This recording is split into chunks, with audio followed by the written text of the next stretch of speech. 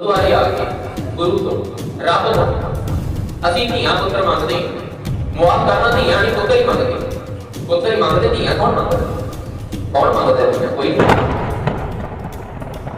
ਆਪ ਮਾਂ ਤੇ ਗਰਦਨ ਝੁਕਾਉਣ ਵਾਲੇ ਆ ਅੱਜ ਮੈਂ ਤੇਰੀ ਅਣਖ ਨੂੰ ਮਗਰੂਰ ਹੁੰਦਾ ਦੇਖਣਾ ਹੈ, ਤੇਰੇ ਪੈਰਾਂ ਵਿੱਚ ਹਿਮਾਲਿਆ ਨੂੰ ਵੀ ਚੂਰੋ ਚੂਰ ਹੁੰਦਾ ਦੇਖਣਾ ਹੈ। काम हमारा तो तकलीफ नंगी कद कभी नहीं पकड़ी चिड़ी उड़े घर से मर जाऊं बोलों से कैसे बड़ा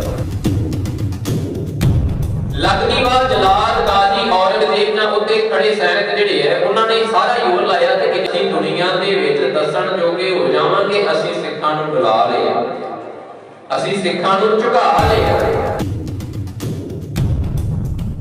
ਗੁਰੂ ਸਾਹਿਬ ਦੀ ਐਸੀ ਸੰਗਤ ਹੋਈ ਬਸਾਰ ਸੁਹਾਵਾ ਤਾਂ ਲੱਗਿਆ ਜਾਂ ਸੰਤ ਫੇਟਿਆ। पिछले महीने संग्रांद वाले दिन तो 12वां बाणी की विचार आरंभ की है। पहलियां दो पौड़ियां की विचार आपां पिछले महीने की सी। 12वां बाणी का जिहड़ा प्रमुख विषय है कि मनुख जिहड़ा वो परमात्मा दे नाल जे टुटिया होया है ते उसका विछोड़ा किवें खत्म होवे। किरत कर्म के विछड़े कर कृपा मेलो राम ते हर मेलो स्वामी संग प्रभ जिसका निश्चल धाम। परमात्मा दे अगे अरदास करिए परमात्मा कृपा कर असीं विछड़े हुए हैं असीं टुटे हुए हैं तू सानू मिल ले। पहली पौड़ी तो बाद दूसरी पौड़ी तो लैके 13वीं पौड़ी तक ये जो 12 पौड़ियां ने इन्हां दे विच 12 महीनों दे ਵਿੱਚ ਆਉਣ ਵਾਲੀ ਰੁੱਤਾਂ ਦੇ ਬਦਲਾਅ ਮੌਸਮ ਦੇ ਬਦਲਾਅ ਦੇ ਆਧਾਰ ਤੇ ਜਾਂ ਕਿਸੇ ਖਾਸ ਵਰਤੇ ਜਾਣ ਵਾਲੇ ਪ੍ਰਤੀਕਰਮ ਦੇ ਆਧਾਰ ਤੇ ਕਿਸੇ ਖਾਸ ਕੰਮ ਦੇ ਆਧਾਰ ਤੇ ਸਾਨੂੰ ਇਹ ਸਮਝਾਇਆ ਗਿਆ ਹੈ ਕਿ ਅਸੀਂ ਜੇ ਟੁੱਟੇ ਹੋਏ ਹਾਂ ਤੇ ਕਿਉਂ ਟੁੱਟੇ ਹੋਏ ਹਾਂ, ਜੇ ਅਸੀਂ ਜੁੜਨਾ ਹੈ ਤੇ ਕਿਵੇਂ ਜੁੜਨਾ, ਜੇ ਅਸੀਂ ਜੀਵਨ ਦੇ ਵਿੱਚ ਦੁਖੀ ਹੋ ਰਹੇ ਹਾਂ ਤੇ ਕਿਉਂ ਹੋ ਰਹੇ ਹਾਂ, ਜੇ ਸਾਨੂੰ ਸੁੱਖ ਚਾਹੀਦਾ ਹੈ ਆਨੰਦ ਚਾਹੀਦਾ ਹੈ ਤੇ ਕਿਵੇਂ ਮਿਲ ਸਕਦਾ। ਅੱਜ ਤੀਸਰੀ ਪੌੜੀ ਦੀ ਆਪਾਂ ਨੇ ਵਿਚਾਰ ਕਰਨੀ ਹੈ। सतगुरु जी इत्थे इस पौड़ी दे विच जो प्रमुख विषय है वैसाख सुहावा तां लगे जां संत फेटै फल सोए। इस महीने दे विच आम तौर ते किसान दे वाढी करन दे नाल किसान दे नाल जुड़े हुए हर एक मनुख दे घर दे विच पैसा हुंदा है। ਆਪਾਂ ਜਾਣਦੇ ਹੀ ਹੈ ਕਿ ਆਪਾਂ ਜਦੋਂ ਦੁਕਾਨ ਤੋਂ ਕੁਝ ਲੈਣ ਜਾਂਦੇ ਆਮ ਤੌਰ ਤੇ ਆਪਾਂ ਕਹਿੰਦੇ ਆ ਭਾਈ ਹਾੜੀ ਸੋਣੀ ਤੋਂ ਪੈਸੇ ਤੈਨੂੰ ਦੇਣੇ ਆ ਤੇ ਤੂੰ ਖਾਤਾ ਬਣਾ ਕੇ ਰੱਖੀ ਲਿਖੀ ਜਾਈ ਨਾਲ ਦੀ ਨਾਲ ਤੇ ਅਸੀਂ ਹਾੜੀ ਸੋਣੀ ਤੋਂ ਤੈਨੂੰ ਪੈਸੇ ਚੁਕਾਇਆ ਕਰਾਂਗੇ। ਸੌਦਾ ਜਿਹੜਾ ਹੈ ਉਹ ਸਾਨੂੰ ਦੇ ਦਿਆਂਗੇ। ਇਸ ਤਰ੍ਹਾਂ ਕਿਸਾਨ ਦੇ ਨਾਲ ਜੁੜੇ ਕੋਈ ਹਰ ਬੰਦੇ ਨੇ ਕਣਕ ਦੇ ਝੋਨੇ ਦੇ ਆਉਣ ਦੀ ਉਡੀਕ ਕਰਨੀ ਹੁੰਦੀ ਹੈ ਤੇ ਕਣਕ ਦੀ ਵਾਢੀ ਪੈਂਦਿਆਂ ਹੀ ਘਰਾਂ ਦੇ ਵਿੱਚ ਦੁਕਾਨਾਂ ਵਾਲੇ ਆਮ ਹੀ ਸੱਦਾ ਭੇਜਣ ਲੱਗ ਜਾਂਦੀ ਹੈ ਕਿ ਤੁਹਾਡੇ ਇੰਨੇ ਪੈਸੇ ਜਿਹੜੇ ਉਹ ਬੜੇ ਪਏ ਆ।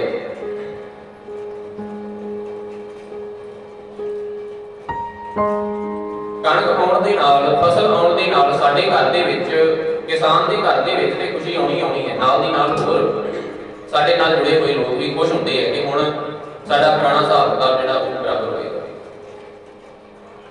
पर सतगुरु जी समझा रहे हैं कि विसाख सोना फेर नहीं लगना। फसल आई है मंडी दे विच बेची है 4 दिन खुश रह लवांगे 10 दिन खुश रह लवांगे खुशी मना लवांगे। इस तो बाद तेरी पैसे ते साडे समाज दी हालत कुछ इस तरह दी है असीं अपनियां निजी लोड़ां पूरीआं करनियां वी ਜਿਹੜੀਆਂ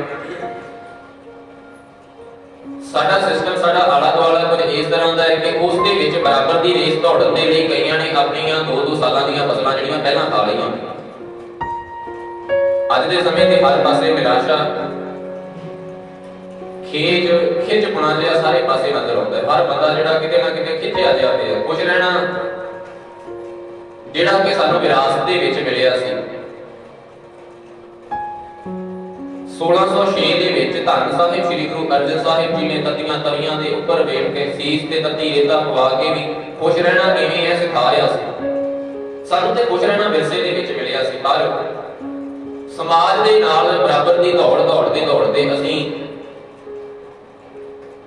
दौड़ का इन्ना कुछ ज्यादा हिस्सा बन गए कि सानू अपना आप पूरी तरह भुल गया। हर बंदा खिंचिया पिया, दुखी होया पिया, सुखी कोई नहीं नजर आता, हसदा कोई नहीं नजर आता। बाहरों बाहरों थोड़ा जिहा असीं हस लैंदे हां, नहीं तो अंदरों हर कोई दुखी होया पिया, रोंदा पिया। सतगुरु जी अज के शब्द दे विच सानू ये समझा रहे हैं कि भाई फसल आउण दे नाल भी खुशी नहीं होई ते खुशी होनी किवें है, खुश रहना किवें, खुश किवें रह सकते, किवें असीं चढ़दी कला दे विच रह सकते हैं, ये मुरझायापन जिहड़ा किवें खत्म होवे साडे अंदरों। शब्द का विषय बैसाख सुहावा तां लगे जा संत भेटै हर सोई। जे संत रूपी गुण संत दे तत्ते मोपड़ लगे, किसी एक संत की गल की जाए। एक संत की है परमात्मा का गुण, परमात्मा का नाम, वही एक है, उस तो बिना बाकी सारियां दी गिनती है, बाकी सारियां चंगियां चीज़ां की भी एक तो वध गिनती है। परमात्मा का नाम एक ही है, अटल हुकम। सतगुरु जी समझा रहे जे असीं उसदे विच वस जाते हैं, उसदे विच समा जाते हैं, तां सानू वैसाख सोहना लगन लग जाता है। वैसाख का भाव केवल वैसाख का महीना ना लईए, वैसाख का भाव साडा जीवन सानू तां सोहना लगन लग जाता है जे असीं गुणां नूं प्राप्त कर लईए। अज का जो दिन है एक वैसाख साडे लई बहुत महत्वपूर्ण बने। भावें कि वैसाखी जिहड़ी है वो भारत वर्ष का एक प्रमुख त्योहार है, पर साडे लई इसका खास महत्व इस करके बढ़ गया क्योंकि इस दिन साडे विच एक न्यारा भेस, साडा एक न्यारा भेस, साडी एक न्यारी बोली जिसकी असीं चंगी तरह पछाण कर पाए जदों खालसा पंथ की साजना होई। वख-वख इतिहासकारां ने, वख-वख कवियां ने, वख-वख लिखण ते बोलण वालियां ने अपने अपने अंदाज दे विच खालसा साजना दिवस की सिफत नूं लिखिया है ते गाया है। असल दे विच ये जो खालसा साजना दिवस है, इसकी तैयारी जे अपना बरीकी नाल सोचते देखते हैं तो इसकी तैयारी गुरु नानक साहिब जी के समय तो ही है। सगों जो भाई गुरदास जी दीयां वारां नूं आपां पढ़दे हैं, है करदी सुनी लुकाई। जदों समय का माहौल गुरु नानक साहिब जी के समय तो पहला साडे हालात की है, साडा वातावरण किदां दा होया पिया, समाज किदां दा होया पिया। जदों असीं इस पासे झाती मारांगे तो सानू इदां महसूस होवेगा, इदां सानू लगेगा कि जिवें खालसा पंथ की साधना का जिहड़ा ये काम है ये कुदरती तौर पर बहुत लंबा समय पहले ही शुरू हो गया। वो किवें जे समाज दे विच बुराई आई है तो तां ही चंगियाई ने जन्म लेना, बुराई नूं रोकण दे लई तां ही किसी वड्डे रूप दे विच चंगियाई ने जन्म लेना है। जे समाज दे विच बुराई फैली गई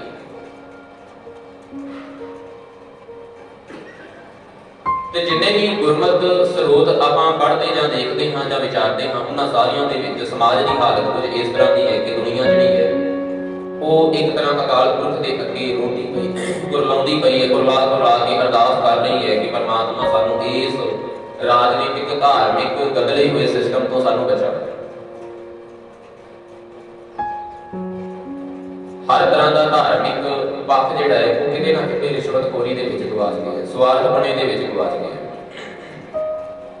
काजी होए रिश्वती वड्डी लैके हक गवाए, जिन्हां दा राज है उन्हां दे धार्मिक लोग भी जिहड़े है वो अपने स्वार्थ को पूरा करने दे विच लगे हुए हैं। किसी ने समाज की भलाई के बारे कुछ नहीं सोचा, समाज किवें अगे वधे, दुनिया के लोग किवें खुशहाल होण, दूसरे बारे किसी ने नहीं सोचा। हर कोई अपने अपने कामां दे मगर लगे हुए हैं। इदां दी हालत होई पई है समाज की। इस्त्री पुरख है दाम हित भावें आए कि आउं जा की लोड़ां इंनियां तो तंग कर रही ने कि इस्त्री अते पुरख दाम हित पैसे की खातर भावें आए कि आउं जा किते भी उन्हां नूं किसी भी काम ते ला लो लगण लई तैयार ने। लोड़ां जिहड़ियां इन्ना तंग कर रही हैं, रोजी रोटी का कोई साधन बहुता नजर नहीं आता समाज दे विच। मेहनत जिहड़ी है वो कामा करता है पर जमीन का मालिक कोई बड़ा जिहड़ा जिमीदार है, कोई बड़ा हाकम है, वो सारा कुछ जो फसल आती है सारी फसल लुट के लै जाता है। काम करने वाले को बदले दे विच केवल ते केवल 2 टाइम की रोटी वो भी बड़ी मुश्किल के नाल नसीब होती है। इस तरह का हालात समाज दा बने हुए। जी ये गल लिखते हैं, सुनी पुकार दातार प्रभ गुर नानक जग माही पठाया। ये जिहड़ी दुनिया की पुकार, दुनिया की कुरलाहट है, जदों गरीबां दी अनाथां दी कुरलाहट, आवाज अरदास बेनती, ये जदों परमात्मा ने कुदरती निज़म दे विच ये पाप जिहड़ा हदों वध जांदा है ते फिर ये सच दी जोत, सच दा प्रकाश गुरु नानक साहिब दे रूप दे विच समाज दे विच हुंदा है। मैं समझदा खालसा साधना दिवस दी नींह जिहड़ी है वो इत्थों ही शुरू हो चुकी है। ते दुनिया के सामने गुरु नानक साहिब जी ने एक उदों 10 साल की उम्र दे विच ये गल दस दित्ती, ये गल दस दित्ती कि हुण समाज की गुलामी जिहड़ी है, ना कि राजनीतिक गुलामी सही जाएगी, ना धार्मिक गुलामी सही जाएगी, जदों जनेऊ पाउण तो इनकार कर दित्ता। मैं समझदा असीं भावें वख-वख त्योहार मनाउणे, पर सानूं वड्डे रूप दे विच वड्डे पੱਧਰ ते इह त्योहार जरूर मनाउणा चाहीदा सी, जिस दिन इनकलाबी आवाज गुरु नानक साहिब ने 10 साल की उम्र दे विच उठाई। 10 साल के बच्चे की अवस्था होंदी है? एक दबका जिहा मार के थोड़ा जिहा पछकार के बच्चे तो जो मर्जी तुसीं काम करा लो, गुरु नानक साहिब कहते नहीं पंडित तेरा जनेऊ मैं नहीं पाउणा। ये जनेऊ जिहड़ा ये टुट जांदा, मैला हो जांदा है। ये जनेऊ पा के भी मेरे अंदर जे दया नहीं है तो बाद विच भी दया नहीं आउंदी, मैं ये जनेऊ क्यों पावां? जिन्हां ने जनेऊ पाया होया है वो भी मैं देख रहा समाज दे विच उदां ही पाप करी जा रहे हैं, तो इस जनेऊ नूं पाउण दा फिर की फायदा है? कि मैं क्यों पावां?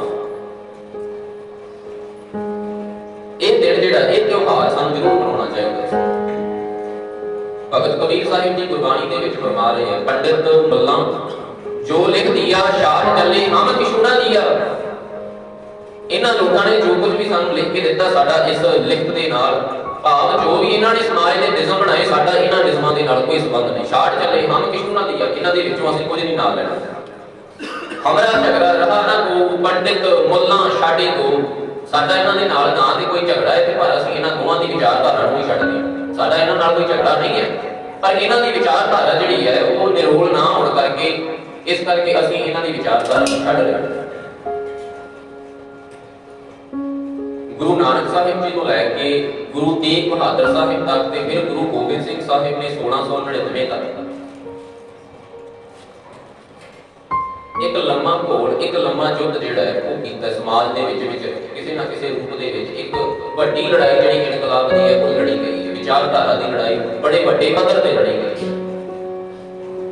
जिस दे विच दो गुरु साहिबानां नूं प्रत्यक्ष रूप दे विच आपां देखदे हैं कि शहादत दा जाम भी नामे प्रत्यक्ष रूप दे विच कहण दा भाव कि जिन्हां दे बारे असीं सारे जानते हैं कि दो गुरु साहिबान शहीद होए।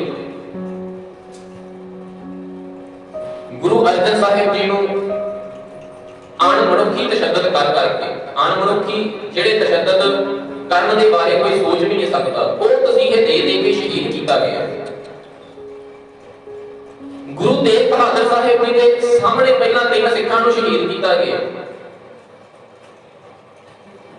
हो सकता है इस तो बाद होर भी कोई तशद्दद किए गए होण, क्योंकि इतिहासिक स्रोत इतिहास लिखना जिहड़ा है वो साडे समाज दे विच बहुत देर बाद शुरू होया, बहुत देर बाद शुरू होया ते उस इतिहास दे विच जिन्नी को विचार, जिन्नी को गल जिहड़ी उस समाज दे विच जां लोकां दे विच प्रचलित सी, इतिहास लिखण वाले ने उन्हां भी लिख दिता ते बड़ी वड्डी गल है, बड़ी वड्डी बहादुरी। हो सकदा है औरंगजेब ने इस तो वध भी होर भी कोई ना कोई तशद्दद, कई तरह के तशद्दद कीते होण,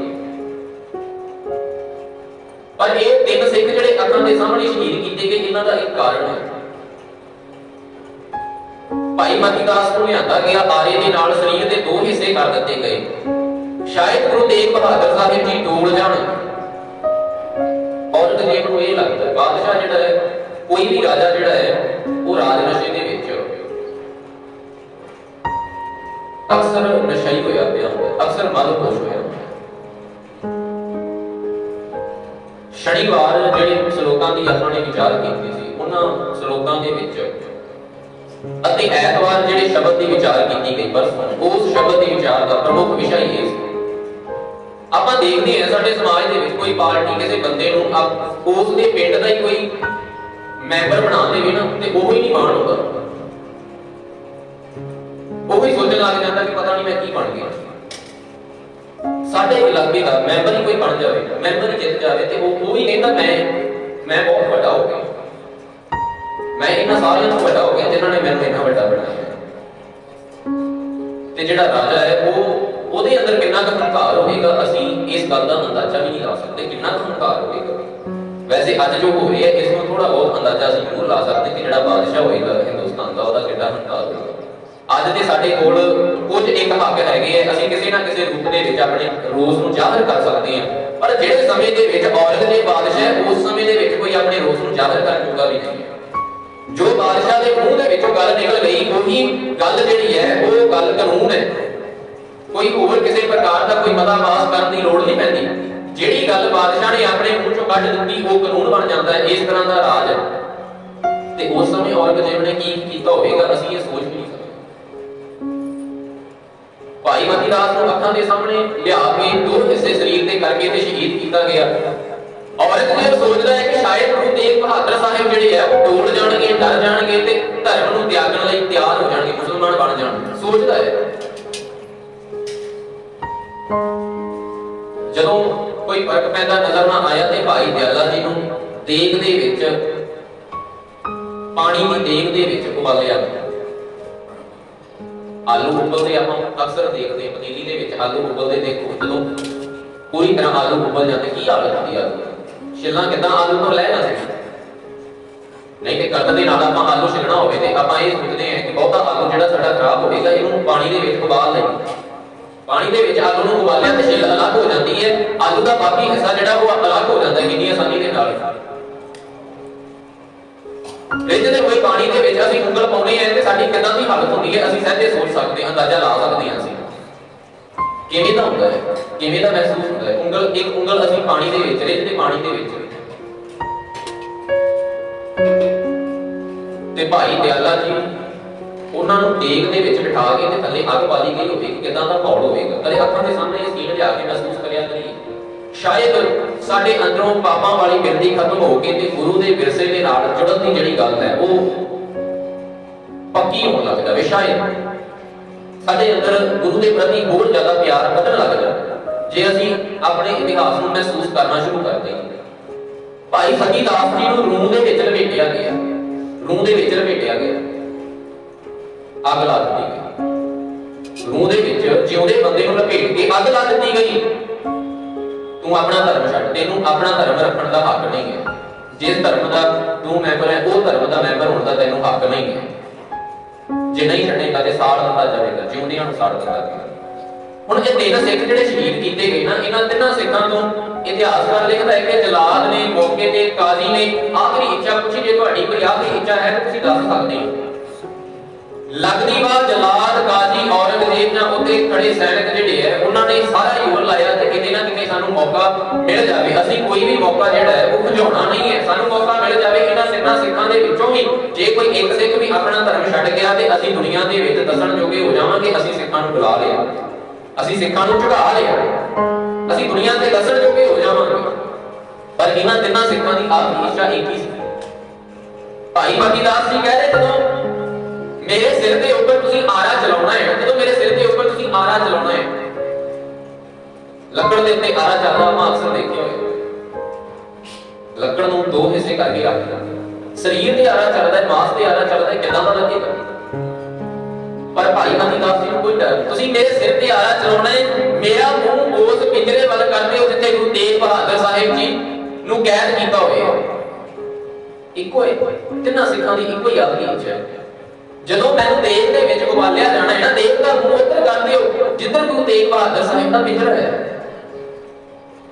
3 ਸਿੱਖਾਂ ਦੀ ਇੱਕ ਹੀ ਆਖਰੀ ਇੱਛਾ ਹੈ। ਔਰੰਗਜ਼ੇਬ ਦੇ ਹੰਕਾਰ ਨੂੰ ਸੱਟ ਵੱਜੀ ਹੈ। ਸੋਚਦਾ ਸੀ ਕਿ 3 ਸਿੱਖਾਂ ਦੇ ਵਿੱਚੋਂ ਕੋਈ ਨਾ ਕੋਈ ਜਿਹੜਾ ਹੈ ਉਹ ਕਸ਼ਟ ਸਹਾਰਦਾ, ਮੁਆਫੀ ਮੰਗ ਕੇ ਝੁਕ ਜਾਵੇਗਾ, ਸੋਚਦਾ ਸੀ। ਪਰ ਨਹੀਂ, ਗੁਰੂ ਦੇ ਸਿੱਖ ਜਿਹੜੇ ਹੈ ਉਹ ਸਰੀਰ ਦੇ ਨਾਲ ਤੇ ਉਹਨਾਂ ਦਾ ਕੋਈ ਸੰਬੰਧ ਹੀ ਨਹੀਂ ਹੈ। ਗੁਰੂ ਤੇਗ ਬਹਾਦਰ ਸਾਹਿਬ ਜੀ ਉਹਨਾਂ ਦੇ ਸਾਹਮਣੇ ਜਦੋਂ 3 ਸਿੱਖਾਂ ਨੂੰ ਸ਼ਹੀਦ ਕੀਤਾ ਗਿਆ, ਫਿਰ ਔਰੰਗਜ਼ੇਬ ਨੇ ਪੁੱਛਿਆ। ਹੁਣ ਇੱਥੇ ਗੁਰੂ ਪਿਆਰਿਓ ਬੇਨਤੀ ਕਰਦੇ ਹਾਂ, ਆਪਾਂ ਸੰਖੇਪ ਦੇ ਵਿੱਚ ਇਤਿਹਾਸ ਨੂੰ ਵਿਚਾਰ ਕੇ ਅੱਜ ਦੇ ਦਿਨ ਵੱਲ ਗੁਰੂ ਤੇਗ ਬਹਾਦਰ ਸਾਹਿਬ ਨੂੰ ਪਿੰਜਰੇ ਦੇ ਵਿੱਚ ਕੈਦ ਕੀਤਾ ਗਿਆ। ਆਪਾਂ ਨੇ ਅਕਸਰ ਸੁਣਿਆ ਹੋਵੇ, ਪਰ ਉਹ ਪਿੰਜਰਾ ਹੈ ਕਿੱਦਾਂ ਦਾ ਇਹ ਆਪਾਂ ਬਹੁਤ ਘੱਟ ਪੜ੍ਹਿਆ ਦੱਸਦੇ। पिंजरा किस तरह का, जिस पिंजरे के विच कैद किया गया केवल लोहे दी सलाखां ही नहीं है, उन्हां सलाखां दे नाल चारे पासियां तो वर्षे तिखे छुरे जिहड़े है वो पिंजरे दे नाल लाए हुए है। माड़ा जिहा बंदा इधरों उधर नहीं हो सकदा। सामने छुरा, दोनों साइडां दे छुरे लगे हुए, मगर भी अगे भी छुरे लगे हुए, थोड़ा जिहा भी बंदा इधरों उधर नहीं हो सकता। उस पिंजरे दे विच गुरु तेग बहादुर साहिब को कैद किया गया।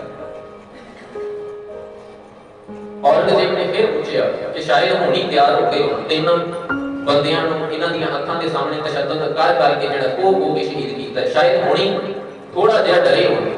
पूछा की विचार है? तीन शर्तां ने, जां करामात दिखाओ, जां धर्म छड्ड दिओ, जां मरन लई तैयार हो जाओ।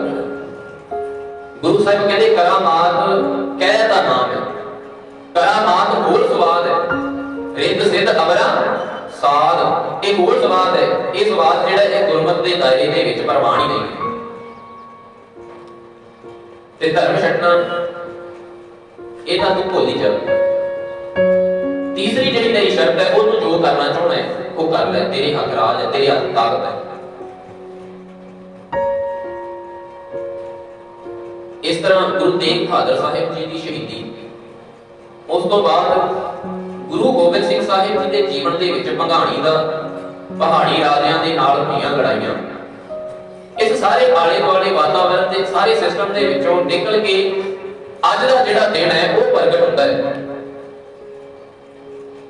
क्योंकि गुरु साहिब के सामने ये गल्लां जिहड़ियां है वो लोकां दे कोलों सुणीਆਂ ਜਾਂਦੀਆਂ नहीं है कि काम हमारा दोनों तकड़ी नंगी कद कभी नहीं पकड़ी चिड़ी उड़े डर से मर जाऊं, मुगलों से कैसे लड़ पाऊं। लोग जिहड़े इन्ने ज्यादा डरे हुए हैं वो कहते सानू ते कद फड़ लगियां भी डर लगदा, कद फड़ लगियां भी डर लगदा है, चिड़ी दी आवाज सुन के ते सानू डर लग जांदा है। ਅਸੀਂ मुगलों दे नाल किवें लड़ीए, ਅਸੀਂ बादशाहां दे नाल राजियां दे नाल किवें लड़ीए, साडे च इन्नी हिम्मत ही नहीं है। वो लोग आज का दिन आया, इतिहासकार ਵੱਖ-ਵੱਖ इतिहासकारां ने ਵੱਖ-ਵੱਖ गिनती लिखी कि बड़ी गिनती दे विच कई हजार लाख की गिनती दे विच जिहड़े लोग आनंदपुर की धरती ते इकट्ठे हुए, क्योंकि गुरु साहिब ने ਵੱਖ-ਵੱਖ दूर दराडियां तक हुक्मनामे सिखां दे हत्थ भेजे सी। अज दे दिन सारे सिख जगत नूं इकट्ठा होने का संदेश जिहड़ा गुरु साहिब ने दिता है। बड़ी गिनती दे विच लोग इकट्ठे हुए। संक्षेप रूप दे विच आपां विचार करिए, गुरु साहिब ने इतिहासकार दे लिखण अनुसार बयान दे विचों किरपान कढ के एक सीस दी मंग कीती। इत्थे ਵੱਖ-ਵੱਖ इतिहासकारां दे ਵੱਖ-ਵੱਖ मत है। खैर आपां जिहड़ा मुख संदेश है ना, सानू संदेश की मिल रहा है, आपां वो विचार बैसाख सुहावा तां लगे जां संत भेटै हर सोई, आपां नूं संदेश की मिल रही है। इन्नी वड्डी गिनती दे विचों पंज जिहड़े है वो नितर के आउंदे हैं, पंज जिहड़े है वो नितर के आउंदे हैं।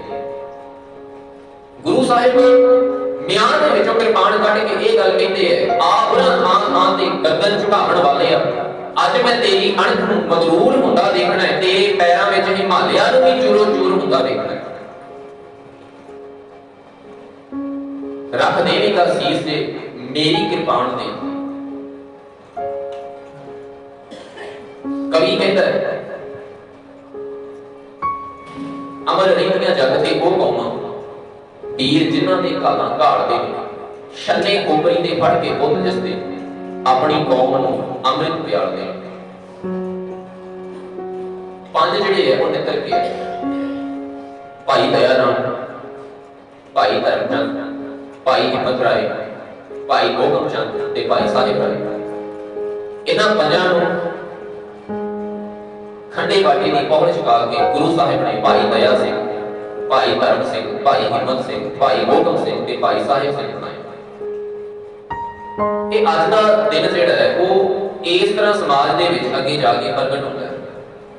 जिहड़े कहंदे सी काम हमारा दोनों तकड़ी नंगी कर कभी नहीं पकड़ी, जिहड़े उन्हें डर से मर जाओ मुगलों से कैसे लड़ पाओ, वही जिहड़े है वो समा पा के फिर गुरु साहिब की ऐसी संगत हुई, बैसाख सुहावा तां लगे जां संत भेटै हर सोई। वही लोग ਉਹੀ ਖਾਲਸਾ ਪੰਥ ਦੇ ਮੈਂਬਰ ਬਣਨ ਤੋਂ ਬਾਅਦ ਜਿਹੜੇ ਉਹ ਇਦਾਂ ਕਹਿਣ ਲੱਗੇ, ਨਿੱਜਿਆਂ ਦੇ ਟੰਗ ਦੇ ਗੱਟ ਬੰਦ ਬੰਨਦੇ, ਪੱਟੀਆਂ ਝੌਂਕਦੇ, ਆਰਿਆਂ ਨੂੰ ਸੌਂਪਦੇ, ਮੇਰੀ ਜਵਾਨੀ ਪੜ ਕੇ ਮੇਰੀ ਜਵਾਨੀ ਪੜ ਕੇ ਗਾਵੇਗੀ ਇੱਕੋ ਰਾਗਣੀ, कि धर्म पिछे मरण विच दशमेश के दुलारियां की जिद लई सकून है। कोई जुल्म कोई सितम सानू झुका सकता नहीं, सानू मिटा सकता नहीं। अजे तो साडियां रगां विच गुरु कलगी करदा है। वही लोग जिहड़े इस तरह होण लग जाए।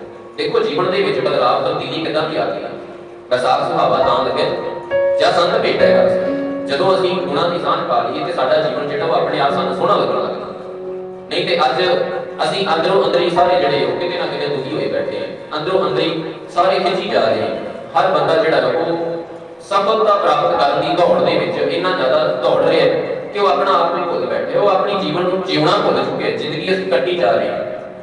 ਸਤਿਗੁਰੂ ਜੀ ਸ਼ਬਦ ਦੀਆਂ ਪਹਿਲੀਆਂ ਤੁਕਾਂ ਵਿੱਚ ਫਰਮਾ ਰਹੇ ਨੇ, ਵੈਸਾਖ ਤੀਰਨ ਕਿਉ ਵਾਟਿਆ जिना प्रेम विशो हर साजन पुरख विसार कै लगी माया तो।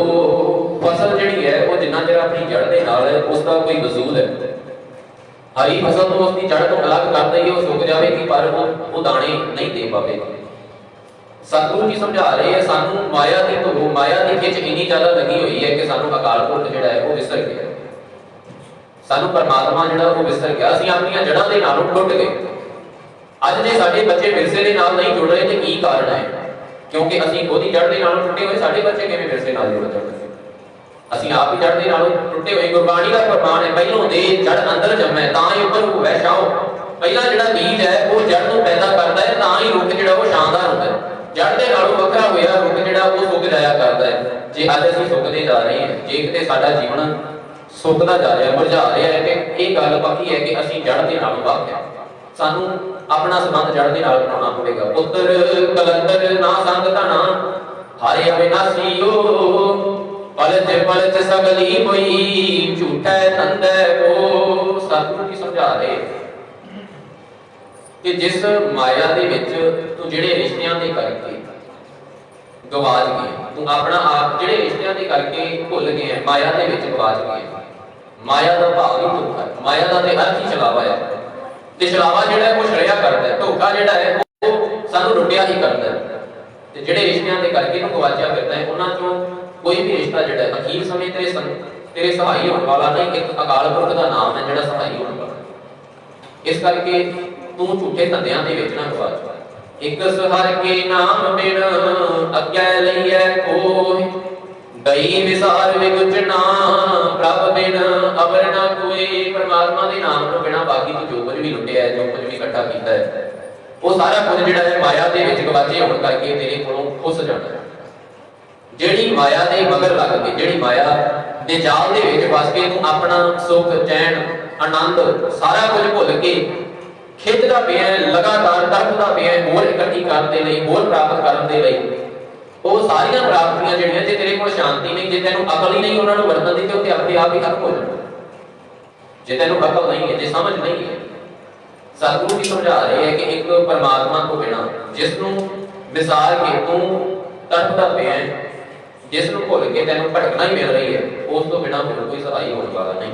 प्रीतम चरनी जो लगे तिनकी निर्मल सोए नानक की प्रभ बेनती प्रभ मिलो प्राप्त हुए। प्रीतम चरनी जो लगे तिनकी निर्मल सोए। ਜਿਹੜੇ ਪ੍ਰੀਤਮ ਦੇ ਪਰਮਾਤਮਾ ਦੇ ਚਰਨੀ ਲੱਗ ਜਾਂਦੇ ਆ, ਜਿਹੜੇ ਪਰਮਾਤਮਾ ਦੇ ਚਰਨੀ ਲੱਗ ਜਾਂਦੇ ਆ, ਸਤਿਗੁਰੂ ਜੀ ਸਮਝਾ ਰਹੇ ਉਹਨਾਂ ਦੀ ਸੋਏ, ਉਹਨਾਂ ਦੀ ਵਡਿਆਈ, ਉਹਨਾਂ ਦੀ ਇੱਜ਼ਤ ਜਿਹੜੀ ਆ ਉਹ ਨਿਰਮਲ ਹੋ ਜਾਂਦੀ ਹੈ, ਸੰਸਾਰ ਦੇ ਅਟਲ ਹੋ ਜਾਂਦੀ ਹੈ। ਉਹਨਾਂ ਦੀ ਵਡਿਆਈ ਅਟਲ ਹੋ ਜਾਂਦੀ ਹੈ।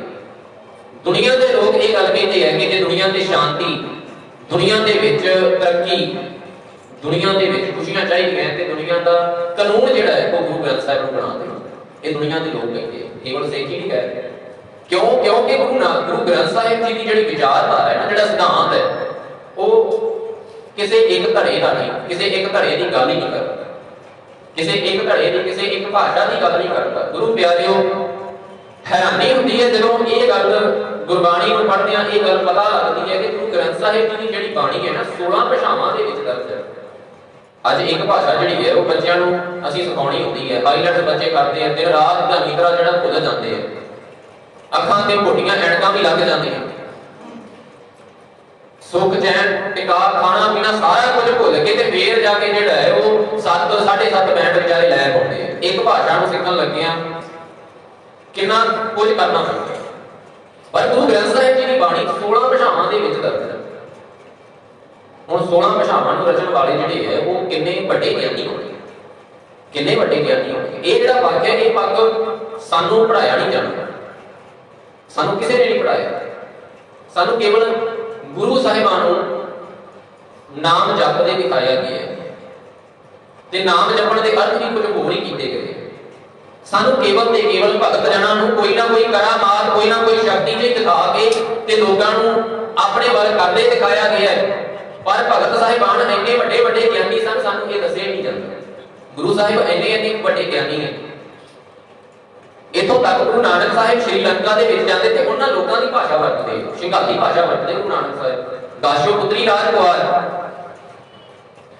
ये शब्द सिंघाली भाषा दे श्रीलंका दी भाषा दे विच गुरु साहिब जिथे भी जाते हैं उन्हां लोकां दी भाषा वरतदे। श्री संस्कृत भाषा दे विच गुरबाणी दर्ज कीती गई है। गुरु ग्रंथ साहिब दे विच मराठी भाषा दे विच शब्द दर्ज है। भगत जयदेव जी का पता पढ़ के देखो। श्रोमणी कमेटी ਅਤੇ ਹੋਰ कई ਵੱਡੀਆਂ ਸੰਸਥਾਵਾਂ ਦੇ ਵਿੱਚ ਜਦੋਂ ਗ੍ਰੰਥੀ ਦੀ ਭਰਤੀ ਹੁੰਦੀ ਹੈ ਨਾ, ਗੁਰੂ ਗ੍ਰੰਥ ਸਾਹਿਬ ਦੇ ਵਿੱਚ ਇੱਕ ਸ਼ਬਦ ਹੈ ਜਿਸ ਨੂੰ ਭਗਤ ਜੈਦੇਵ ਜੀ ਦਾ ਪਦਾ ਕਿਹਾ ਜਾਂਦਾ ਹੈ ਤੇ ਗ੍ਰੰਥੀਆਂ ਤੋਂ ਟੈਕਟ ਹਰ ਵਕਤ ਅਕਸਰ ਹੀ ਉਸ ਸ਼ਬਦ ਦਾ ਲਿਆ ਜਾਂਦਾ ਹੈ। ਕਿਉਂਕਿ ਬਹੁਤ ਸਾਰੇ ਜਿਹੜੇ ਹੈ ਉਹ ਇੱਥੇ ਜਾ ਕੇ ਡੋਲ ਜਾਂਦੇ ਹੈ। ਭਾਸ਼ਾ ਬੜੀ ਔਖੀ ਹੈ, ਪੜ੍ਹਿਆ ਨਹੀਂ ਜਾਂਦਾ। परमात्मक मनोमन सद आप भाव रतन परमन भूतन परकृत परम जद जन सर्वगतन केवल राम नाम लोरमन। सारी दुनिया का मुੱਢ ਜਿਹੜਾ ਹੈ ਉਹ ਇੱਕ ਹੀ ਹੈ। सारी दुनिया ਨੂੰ ਬਣਾਉਣ ਵਾਲਾ ਚਲਾਉਣ ਵਾਲਾ ਇੱਕ ਹੀ ਹੈ। ਵਿਚਾਰਧਾਰਾ ਉਹੀ ਹੈ। ਵੱਖ-ਵੱਖ ਭਾਸ਼ਾਵਾਂ ਦੇ ਵਿੱਚ ਜਿੱਥੇ ਵੀ ਗੁਰੂ ਸਾਹਿਬ ਭਗਤ ਸਾਹਿਬ ਜਾਂਦੇ ਨੇ ਜਿਹੜੇ ਇਲਾਕਿਆਂ ਦੇ ਲੋਕਾਂ ਨੂੰ ਸਮਝਾਉਣਾ ਸੀ ਉਹਨਾਂ ਲੋਕਾਂ ਦੇ ਉਹਨਾਂ ਇਲਾਕਿਆਂ ਦੇ ਲੋਕਾਂ ਦੀ ਭਾਸ਼ਾ ਗੁਰੂ ਸਾਹਿਬ ਨੇ ਬਾਣੀ ਦੇ ਵਿੱਚ ਵਰਤੀ ਹੈ। लैंदी पंजाबी ਵੱਖ-ਵੱਖ भाषा पंजाबी के ਵੱਖ-ਵੱਖ तरह के शब्द है साडे पंजाब दे विच ते गुरु साहिब ने ਵੱਖ-ਵੱਖ तरह की वरते है। जे दक्षिण के इलाकों के विच जांदे ते दक्षिणी बाणी दक्षिण की भाषा दे विच तां करके दुनिया के लोग ये गल कहण लई मजबूर है कि जे सानू दुनिया के विच एकता शांति खुशियां चाहिए तरक्की चाहिए ते सानू कानून जिहड़ा वो गुरु ग्रंथ साहिब नूं बना लेना चाहिए। जिहड़ा कोई भी बंदा गुरु ग्रंथ साहिब की बाणी नूं एक बार पढ़दा उसका बार-बार पढ़ने को जरूर जी करता है, विचारन को जरूर जी करता है। ये मैं नहीं कह रहा, ये हर वो बंदा ये गल लिखण लई मजबूर होया जिन्हें एक बार गुरु ग्रंथ साहिब की बाणी पढ़े। वो भावें कोई अंग्रेज है, भावें कोई मुसलमान है, भावें कोई भी है, जिन्हें एक बार बाणी को पढ़े है ना उसने ये गल जरूर लिखी है कि मेरा बार-बार पढ़ना नहीं करता है। क्यों जी करता है ये गल लिखी है। ਜਿਹੜੇ ਪ੍ਰੀਤਮ ਦੇ ਚਰਨੀ ਲੱਗ ਜਾਂਦੇ ਆ ਉਹਨਾਂ ਦੀ ਵਡਿਆਈ ਸਦਾ ਅਟਲ ਹੋ ਜਾਂਦੀ ਹੈ। ਜਿਹੜੇ ਪਰਮਾਤਮਾ ਦੇ ਚਰਨੀ ਲੱਗੇ ਦੁਨੀਆ ਦੇ ਵਿੱਚ ਜਾਤ ਪਾਤ ਦਾ ਕੋੜ ਜਿਹੜਾ ਹੈ ਉਹ ਅੱਜ ਵੀ ਨਹੀਂ ਨਿਕਲ ਰਿਹਾ। ਪਰ ਦੁਨੀਆ ਦੇ ਲੋਕ ਜਿਹੜੇ ਆ ਉਹ ਭਗਤ ਰਵਿਦਾਸ ਜੀ ਦੇ ਅੱਗੇ ਅੱਜ ਸਿਰ ਝੁਕਾਉਂਦੇ ਆ। ਆਪਣੇ ਆਪ ਨੂੰ ਜਾਤ ਦੇ ਹੰਕਾਰ ਦੇ ਵਿੱਚ ਗਵਾ ਕੇ ਜਿਹੜੇ ਜਾਤ ਦੇ ਹੰਕਾਰ ਦੇ ਵਿੱਚ ਧੌਣਾ ਉੱਚੀਆਂ ਕਰ ਕਰਕੇ ਸਮਾਜ ਦੇ ਵਿੱਚ ਵਿਚਰਦੇ ਆ ਨਾ ਜਿਹੜੇ ਲੋਕ ਉਹ ਵੀ ਜਦੋਂ ਗੁਰਦੁਆਰੇ ਆਉਂਦੇ ਆ ਤੇ ਗੁਰੂ ਗ੍ਰੰਥ ਸਾਹਿਬ ਦੇ ਅੱਗੇ ਉਹ ਵੀ ਮੱਥਾ ਟੇਕਦੇ ਆ। वो भी मत्था टेकते हैं। क्यों?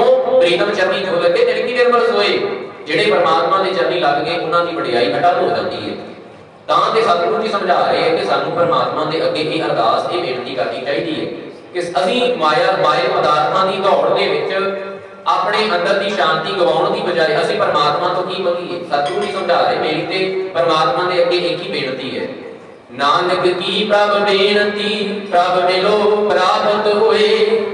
मेरी ते एक बेनती है, हे परमात्मा कृपा करो तुसी मैनूं मिल जाओ, तुसी मैनूं मिल जाओ। मैं अक्सर बेनती करता हूं गुरु प्यारे असीं गुरुद्वारे आके गुरु तो रब तो असीं धीआं पुत्र मंगदे मुआफ करना धीआं नहीं पुत्र ही मंगदे।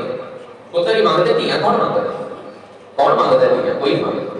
खैर असीं गुरु तो रब तो पुत्र मंगदे, असीं गुरु तो रब तो कोठियां कारण मंगदे, ਅਸੀਂ ਗੁਰੂ ਤੋਂ ਰੱਬ ਤੋਂ ਸੁੱਖਾਂ ਦੇ ਸਾਧਨ ਮੰਗਦੇ ਹਾਂ। ਪਰ ਗੁਰੂ ਸਾਹਿਬ ਕਹਿੰਦੇ ਆ ਕਿ ਮੈਂ ਰੱਬ ਤੋਂ ਰੱਬ ਨੂੰ ਹੀ ਮੰਗ ਰਹੀ ਹਾਂ, ਮੈਂ ਰੱਬ ਕੋਲੋਂ ਰੱਬ ਨੂੰ ਹੀ ਮੰਗ ਰਹੀ ਹਾਂ। ਹੁਣ ਕੀ ਕਰਦੇ? ਇੱਕ ਮੰਤਰੀ ਹੈ, ਖਜ਼ਾਨਾ ਮੰਤਰੀ ਹੈ ਦੇਸ਼ ਦਾ, उसके तक ਅਸੀਂ अर्जी पहुंचाइए, आवाज पहुंचाइए। कोई बंदा उसके तक अर्जी पहुंचावे, आवाज पहुंचावे। साडे पिंड की हालत बड़ी माड़ी है, साडे इलाके की सिक्ख्या की हालत बड़ी माड़ी है, इससे सुधार होना चाहिए। जो जो लोड़ा है वो लोड़ा जाके गिना ਸਿੱਖਿਆ ਮੰਤਰੀ ਦੀ ਆਪਣੀ ਮਰਜ਼ੀ, ਉਹਨੇ ਕਿਹੜੀਆਂ ਲੋੜਾਂ ਪੂਰੀਆਂ ਕਰਨੀਆਂ ਤੇ ਕਿਹੜੀਆਂ ਨਹੀਂ ਕਰਨੀਆਂ। ਪਰ ਜੇ ਕੋਈ ਬੰਦਾ ਉਸੇ ਇਲਾਕੇ ਦਾ ਕੋਈ ਬੰਦਾ ਕਹੇ ਕਿ ਮੈਂ ਤਾਂ ਸਿੱਖਿਆ ਮੰਤਰੀ ਹੀ ਬਣ ਜਾਵਾਂ, ਮੈਂ ਸਿੱਖਿਆ ਮੰਤਰੀ ਹੀ ਬਣ ਜਾਵਾਂ, ਜਾਂ ਜਿਹੜੇ ਘਰ ਦਾ ਜਿਹੜੇ ਪਰਿਵਾਰ ਦਾ ਆਪਦਾ ਸਿੱਖਿਆ ਮੰਤਰੀ ਹੋਵੇ, ਜਿਹੜੇ ਪਰਿਵਾਰ ਦਾ ਆਪਦਾ ਖਜ਼ਾਨਾ ਮੰਤਰੀ ਹੋਵੇ, ਉਸ ਨੂੰ ਖਜ਼ਾਨੇ ਦੀ ਕੀ ਥੋੜ ਹੈ? ਕਦੀ ਉਸ ਦੇ ਘਰ ਦੇ ਵਿੱਚ ਥੋੜੀ ਪੈਸੇ ਦੀ ਥੋੜ ਆਵੇਗੀ। ਉਹਨੇ ਇੱਧਰੋਂ ਉੱਧਰੋਂ ਕੋਈ ਨਾ ਕੋਈ ਤਰੀਕਾ ਵਰਤ ਕੇ ਜਿਹੜਾ ਹੈ ਉਹ ਪੈਸਾ ਦਿਖਾ ਕੇ ਕਿਤੇ ਹੋਰ ਤੇ ਲੈ ਕੇ ਆਪਣੇ ਘਰੇ ਚਲੇ ਜਾਣਾ, ਦਿਖਾਉਣਾ ਕਿਤੇ ਹੋਰ ਹੈ, ਕਿਤੇ ਹੋਰ ਹੈ ਤੇ ਲੈ ਕੇ ਆਪਣੇ ਘਰੇ ਚਲੇ ਜਾਣਾ। ਹੁਣ ਆਪਾਂ ਇਸ ਤਰ੍ਹਾਂ ਸਮਝ ਲਈਏ ਕਿ ਪ੍ਰਮਾਤਮਾ ਜਿਹੜਾ ਹੈ ਉਹ ਸਾਰੇ ਸੁੱਖਾਂ ਦਾ ਖਜ਼ਾਨਾ ਹੈ। ਸਾਰੇ ਸੁੱਖ ਸਾਨੂੰ ਪ੍ਰਮਾਤਮਾ ਤੋਂ ਮਿਲ ਸਕਦੇ ਆ, ਅਸੀਂ ਮੰਗਦੇ ਹਾਂ, ਸਾਡੀ ਸ਼ਰਧਾ ਹੈ ਕਿ ਪ੍ਰਮਾਤਮਾ ਤੋਂ ਸਾਨੂੰ ਸਾਰੇ ਸੁੱਖ ਮਿਲਦੇ ਆ, ਇਹ ਸ਼ਰਧਾ ਹੈ। ਤੇ ਜੇ ਅਸੀਂ ਪ੍ਰਮਾਤਮਾ ਨੂੰ ਹੀ ਮੰਗ ਲਈਏ ਤੇ ਸਾਰੇ ਸੁੱਖ ਆਪਣੇ ਆਪ ਸਾਡੇ ਆਪਣੇ। ਜਦੋਂ ਖਜ਼ਾਨਾ ਮੰਤਰੀ ਸਾਡੇ ਘਰ ਦਾ ਹੋ ਗਿਆ, ਜਦੋਂ ਖਜ਼ਾਨਾ ਮੰਤਰੀ ਸਾਡੇ ਘਰ ਦਾ ਹੋ ਗਿਆ ਤੇ ਸਾਰਾ ਖਜ਼ਾਨਾ ਸਾਡਾ ਹੀ ਹੋ ਗਿਆ। ਦੁਨਿਆਵੀ ਜਿਹੜਾ ਖਜ਼ਾਨਾ ਮੰਤਰੀ ਹੈ ਉਸ ਨੂੰ ਤੇ ਕੋਈ ਚਲਾਕੀ ਖੇਡਣੀ ਪੈਣੀ ਹੈ, ਪਰ ਜਿਹੜਾ ਰੱਬ ਹੈ ਉਸ ਨੂੰ ਚਲਾਕੀ ਨਹੀਂ ਨਾ ਖੇਡਣੀ ਪੈਣੀ। ਜਦੋਂ ਰੱਬ ਸਾਡਾ ਹੋ ਗਿਆ ਤੇ ਭਾਈ ਸਾਰੇ ਸੁੱਖ ਸਾਡੇ ਹੋ ਗਏ। ਸਤਿਗੁਰੂ ਜੀ ਸਮਝਾ ਰਹੇ ਆ, ਮੇਰੀ ਤੇ ਰੱਬ ਦੇ ਕੋਲ ਇਹ ਬੇਨਤੀ ਹੈ ਕਿ ਰੱਬ ਜੀ ਤੁਸੀਂ ਮੈਨੂੰ ਮਿਲ ਜਾਓ, ਤੁਸੀਂ ਮੈਨੂੰ ਮਿਲ ਜਾਓ। ਤਾਂ ਫਿਰ ਅਖੀਰ ਤੇ ਸਤਿਗੁਰੂ ਜੀ ਇਹ ਸਾਰੇ ਸ਼ਬਦ ਦਾ ਨਿਚੋੜ ਕੱਢਦੇ ਕਿ ਸਾਨੂੰ ਸੁੱਖ ਉਦੋਂ ਹੀ ਪ੍ਰਾਪਤ ਹੁੰਦੀ ਹੈ। ਵੈਸਾਖ ਸੁਹਾਵਾ ਤਾਂ ਲੱਗੈ ਜਾਂ ਸੰਤ ਭੇਟੈ ਹਰ ਸੋਏ। ਤਾਂ ਸਾਨੂੰ ਵੈਸਾਖ ਸੋਹਣਾ ਲੱਗਣ ਲੱਗ ਜਾਂਦਾ ਹੈ, ਤਾਂ ਸਾਨੂੰ ਸਾਡਾ ਜੀਵਨ ਸੋਹਣਾ ਲੱਗਣ ਲੱਗ ਜਾਂਦਾ ਹੈ, ਸਾਡਾ ਅੱਜ ਸਾਡਾ ਆਉਣ ਵਾਲਾ ਕੱਲ ਤਾਂ ਸਾਨੂੰ ਸੋਹਣਾ ਲੱਗ ਜਾਵੇਗਾ, ਸਾਡਾ ਸੋਹਣਾ ਬਣ ਜਾਵੇਗਾ ਜੀਵਨ, ਜੇ ਅਸੀਂ ਆਪਣੇ ਜੀਵਨ ਦੇ ਵਿੱਚ ਗੁਣਾਂ ਰੂਪੀ ਸੰਤ ਨੂੰ ਪ੍ਰਾਪਤ ਕਰ ਲੈਂਦੇ ਹਾਂ। ਪਰਮਾਤਮਾ ਦੀ ਵਡਿਆਈ ਕਰਕੇ ਪਰਮਾਤਮਾ ਦੇ ਗੁਣਾਂ ਨੂੰ ਪ੍ਰਾਪਤ ਕੀਤਾ ਜਾ ਸਕਦਾ ਹੈ। ਸੋ ਆਓ ਗੁਰੂ ਪਿਆਰਿਓ, ਇਸ ਸ਼ਬਦ ਦਾ ਜਾਪ ਆਪਾਂ ਸਾਰਿਆਂ ਨੇ ਰਲ ਕੇ ਕਰਨਾ ਹੈ। ਸਾਰੀ ਸੰਗਤ ਨੇ ਨਾਲ ਜਪਣ ਦੀ ਕਿਰਪਾਲਤਾ ਕਰਨੀ, ਸਾਰੀਆਂ ਹੀ ਸੰਗਤਾਂ ਨੂੰ ਖਾਲਸਾ ਸਾਜਣਾ ਦਿਵਸ ਦੀ ਬਹੁਤ ਬਹੁਤ ਵਧਾਈ ਹੋਵੇ। ਕੋਸ਼ਿਸ਼ ਕਰੀਏ ਅਸੀਂ ਵੀ ਕਿ ਅਸੀਂ ਵੀ ਗੁਰੂ ਦੇ ਪਿਆਰੇ ਬਣ ਸਕੀਏ, ਗੁਰੂ ਦੇ ਪਿਆਰੇ ਅਸੀਂ ਵੀ ਬਣ ਸਕੀਏ। ਅਸੀਂ ਵੀ ਭਾਈ ਦਇਆ ਸਿੰਘ ਵਰਗੇ, ਭਾਈ ਧਰਮ ਸਿੰਘ ਵਰਗੇ, ਭਾਈ ਹਿੰਮਤ ਸਿੰਘ ਤੇ ਭਾਈ ਮੋਹਨ ਸਿੰਘ, ਭਾਈ ਸਾਹਿਬ ਸਿੰਘ ਵਰਗੇ ਬਣ ਸਕੀਏ। ਇਹਨਾਂ ਪੰਜਾਂ ਨਾਵਾਂ ਦੇ ਵਿੱਚ ਮੈਂ ਸਮਝਦਾ ਹਾਂ ਕਿ ਸਾਨੂੰ 5 ਗੁਣ ਜਿਹੜੇ ਹੈ ਉਹ ਸਿੱਖਣ ਲਈ ਮਿਲਦੇ ਹੈ। ਮੈਂ ਬੱਚਿਆਂ ਨੂੰ ਕਲਾਸ ਦੇ ਵਿੱਚ ਪੜਾਉਣਾ ਹੁੰਦਾ ਕਿ ਪੰਜਾਂ ਪਿਆਰਿਆਂ ਦੇ ਨਾਮ ਜੇ ਤੁਹਾਡੇ ਤੋਂ ਯਾਦ ਨਹੀਂ ਹੁੰਦੇ ਤਾਂ ਤੁਸੀਂ ਇਸ ਤਰੀਕੇ ਨਾਲ ਕਰੋ। ਸਭ ਤੋਂ ਪਹਿਲਾਂ ਧਰਮੀ ਹੋਣ ਲਈ ਜਿਹੜਾ ਜ਼ਰੂਰੀ ਹੈ ਉਹ ਦਇਆ, ਧੌਲ ਧਰਮ ਦਇਆ ਕਰਨਾ। ਸਭ ਤੋਂ ਪਹਿਲਾਂ ਜ਼ਰੂਰੀ ਕੰਮ ਕੀ ਹੈ? ਦਇਆ। ਤੇ ਜਿੱਥੇ ਦਇਆ ਆ ਗਈ ਉੱਥੇ ਧਰਮ ਆ ਜਾਂਦਾ। ਜਿੱਥੇ ਦਇਆ ਵੀ ਆ ਗਈ, ਧਰਮ ਵੀ ਆ ਗਿਆ, ਉੱਥੇ ਸਾਡੇ ਅੰਦਰ ਹਿੰਮਤ ਵੀ ਆ ਜਾਂਦੀ ਹੈ। ਜਿੱਥੇ ਸਾਡੇ ਅੰਦਰ ਦਇਆ ਵੀ ਹੈ, ਅਸੀਂ ਧਰਮੀ ਨਹੀਂ ਬਣ ਗਏ, ਅਸੀਂ ਆਪਣੇ ਫਰਜ਼ ਵੀ ਪਛਾਣਨ ਲੱਗ ਗਏ ਤੇ ਸਾਡੇ ਅੰਦਰ ਹਿੰਮਤ ਵੀ ਹੈ। ਦਇਆ, ਧਰਮ, ਹਿੰਮਤ, ਇਹ ਤਿੰਨੇ ਇਕੱਠੇ ਕਰਕੇ ਸਾਡੇ ਕੋਲ ਕੀ ਹੁੰਦਾ ਹੈ? ਮੁੱਖ ਦਾ ਭਾਵ ਹੈ ਬਲ, ਤਾਕਤ, ਬਾਦਸ਼ਾਹ। ਸਾਡੇ ਅੰਦਰ ਬਲ ਵੀ ਆ ਜਾਂਦਾ ਹੈ, ਤਾਕਤ ਵੀ ਆ ਜਾਂਦੀ ਹੈ। ਤੇ ਜਿੱਥੇ ਤਾਕਤ ਵੀ ਹੈ, ਹਿੰਮਤ ਵੀ ਹੈ, ਫਰਜ਼ ਵੀ ਹੈ, ਧਰਮ ਵੀ ਹੈ, ਦਇਆ ਵੀ ਹੈ, ਉੱਥੇ ਸਾਹਿਬ ਵੀ ਆ ਜਾਂਦਾ ਹੈ, ਪਰਮਾਤਮਾ ਹੀ ਆ ਜਾਂਦਾ ਹੈ। ਇਸ ਤਰੀਕੇ ਨਾਲ ਪੰਜਾਂ ਪਿਆਰਿਆਂ ਦੇ ਨਾਮ ਵੀ ਯਾਦ ਕਰਨੇ ਸੌਖੇ ਹੈ ਤੇ ਪੰਜਾਂ ਪਿਆਰਿਆਂ ਦੇ ਨਾਮਾਂ ਦੇ ਵਿੱਚੋਂ ਅਸੀਂ 5 ਵੱਡੇ ਗੁਣ ਜਿਹੜੇ ਹੈ ਉਹ ਧਾਰਨ ਕਰ ਸਕਦੇ ਹਾਂ। ਸੋ ਸਤਿਗੁਰੂ ਜੀ ਕਿਰਪਾ ਕਰਨ ਅਸੀਂ ਵੀ ਸਤਿਗੁਰੂ ਜੀ ਦੇ ਪਿਆਰੇ ਬਣਨ ਜੋਗੇ ਹੋ ਜਾਈਏ। ਆਓ ਇਸ ਸ਼ਬਦ ਦਾ ਜਾਪ ਆਪਾਂ ਸਾਰਿਆਂ ਨੇ ਰਲ ਕੇ ਕਰਨਾ ਹੈ, ਸਾਰੀ ਸੰਗਤ ਨੇ ਨਾਲ ਪੜ੍ਹਨ ਦੀ ਕਿਰਪਾਲਤਾ ਕਰਨੀ। ਧੰਨ ਵਾਹਿਗੁਰੂ ਸਾਹਿਬ ਜੀ। ਵੈਸਾਖ ਧੀਰਨ ਕਿਉਂ ਵਾਟਿਆ, ਸਾਰੀ ਸੰਗਤ ਨੇ ਨਾਲ ਜਪਣਾ ਜੀ। ਵੈਸਾਖ ਧੀਰਨ ਕਿਉਂ ਵਾਟਿਆ, ਜਿਨਾ ਪ੍ਰੇਮ ਵਿਸ਼ੋ ਹਰ ਸਾਜਨ ਪੁਰਖ ਵਿਸਾਰ ਕੈ, ਲੱਗੀ ਮਾਇਆ ਧੋ ਪੁੱਤਰ ਕਲੰਦਰ ਨਾ ਸੰਦ ਧਣਾ, ਹਰ ਅਵਿਨਾਸ਼ੀ ਹੋ ਪਲਚ ਸਗਲੀ ਹੋਈ, ਝੂਠੈ ਧੰਦੈ ਮੋ ਇਕ ਸਹਰ ਕੇ ਨਾਮ ਬਿਨ, ਅੱਗੇ ਲਈਐ ਕੋਹੇ ਦਈ ਵਿਸਾਰ ਵਿਗੁਚਣਾ, ਰੱਬ ਬਿਨ ਅਵਰ ਨ ਕੋਏ, ਪ੍ਰੀਤਮ ਚਰਨੀ ਜੋ ਲੱਗੇ, ਤਿਨ ਕੀ ਨਿਰਮਲ ਸੋਏ, ਨਾਨਕ ਕੀ ਪ੍ਰਭ ਬੇਨਤੀ, ਪ੍ਰਭ ਮਿਲੋ ਪ੍ਰਾਪਤ ਹੋਏ, ਵੈਸਾਖ ਸੁਹਾਵਾ ਤਾਂ ਲੱਗੈ, ਜਾ ਸੰਤ ਭੇਟੈ ਹਰ ਸੋਏ, ਨਾਨਕ ਕੀ ਪ੍ਰਭ ਬੇਨਤੀ, ਪ੍ਰਭ ਮਿਲੋ ਪ੍ਰਾਪਤ ਹੋਏ, ਵੈਸਾਖ ਸੁਹਾਵਾ ਤਾਂ ਲੱਗੈ, संत भेटै हर सोए। रामकली महला तीजा। आनंद एक ओंकार सतगुर प्रसाद। आनंद पया मेरी माए सतगुरु मैं पाया।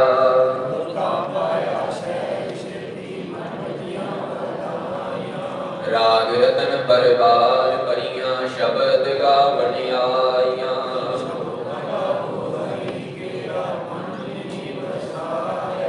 कहै नानक आनंद हुआ सतगुरु मैं पाया।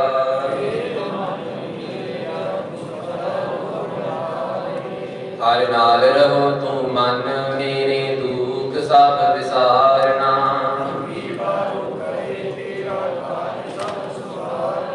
सबना गल्लां समरथ सुआमी सो क्यों मनो विसारे।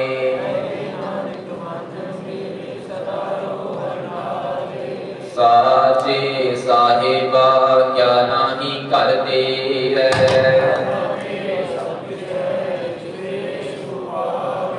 सदा सिफत सलाह तेरी नाम मन वसावे।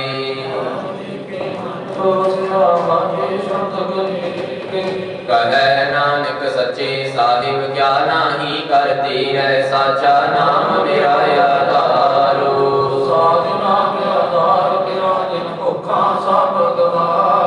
कर शांत सुख मन आए वसिया जिन इच्छा सब पुजाइया।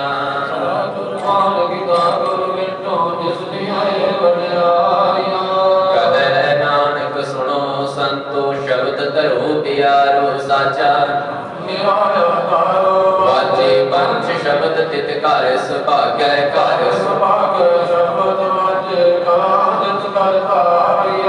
पंच दूत तुद वस कीते काल कंटक मारिया।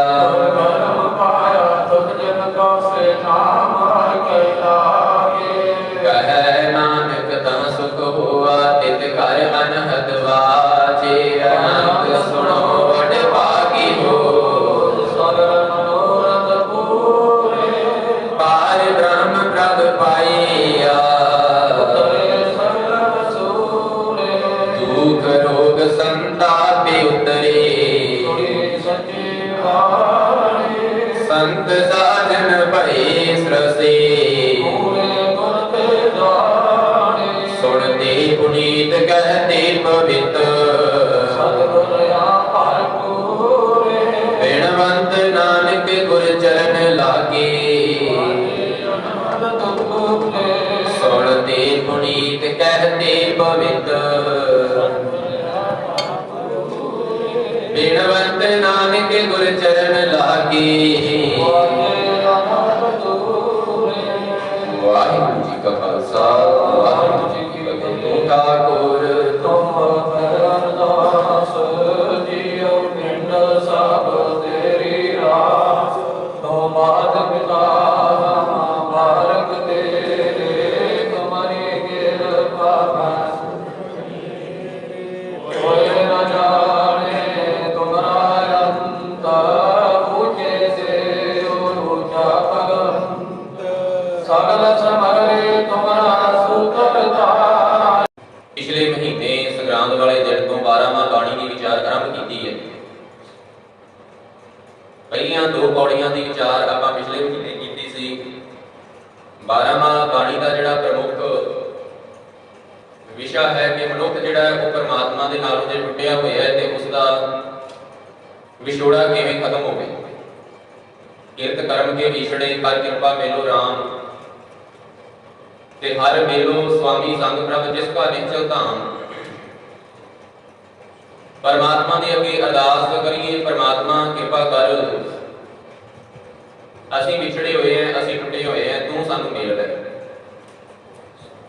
पहली पौड़ी तो बाद दूसरी पौड़ी को लैके 13वीं पौड़ी तक ये जो 12 पौड़ियां ने इन्हां दे विच 12 महीनों के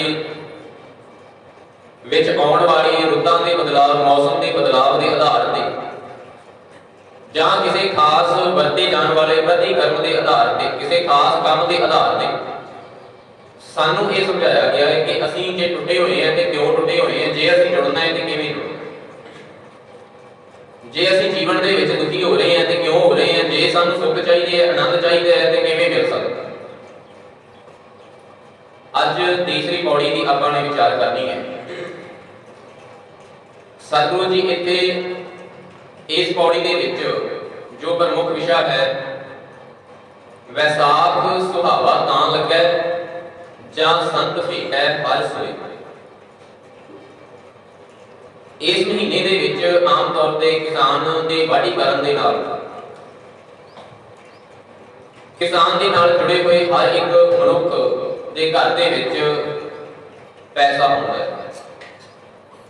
ਆਪਾਂ ਜਾਣਦੇ ਹੀ ਹੈ कि ਆਪਾਂ ਜਦੋਂ ਦੁਕਾਨ ਤੋਂ ਕੁਝ ਲੈਣ ਜਾਂਦੇ ਆਮ ਤੌਰ ਤੇ ਆਪਾਂ ਕਹਿੰਦੇ ਆ ਭਾਈ ਹਾੜੀ ਸੋਣੀ ਤੋਂ ਪੈਸੇ ਤੈਨੂੰ ਦੇਣੇ ਆ ਤੇ ਤੂੰ ਖਾਤਾ ਬਣਾ ਕੇ ਰੱਖੀ, ਲਿਖੀ ਜਾਈ ਨਾਲ ਦੀ ਨਾਲ ਤੇ ਅਸੀਂ ਹਾੜੀ ਸੋਣੀ ਤੋਂ ਤੈਨੂੰ ਪੈਸੇ ਚੁਕਾਇਆ ਕਰਾਂਗੇ।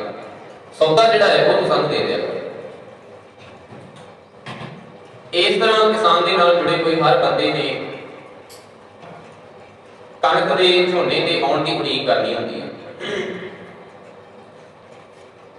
ਤੇ कणक की वाढी पैंदियां ही घरां दे विच दुकानां वाले आम ही सदा भेजण लग जांदी है कि तुहाडे इन्ने पैसे जिहड़े वो बने पए आ।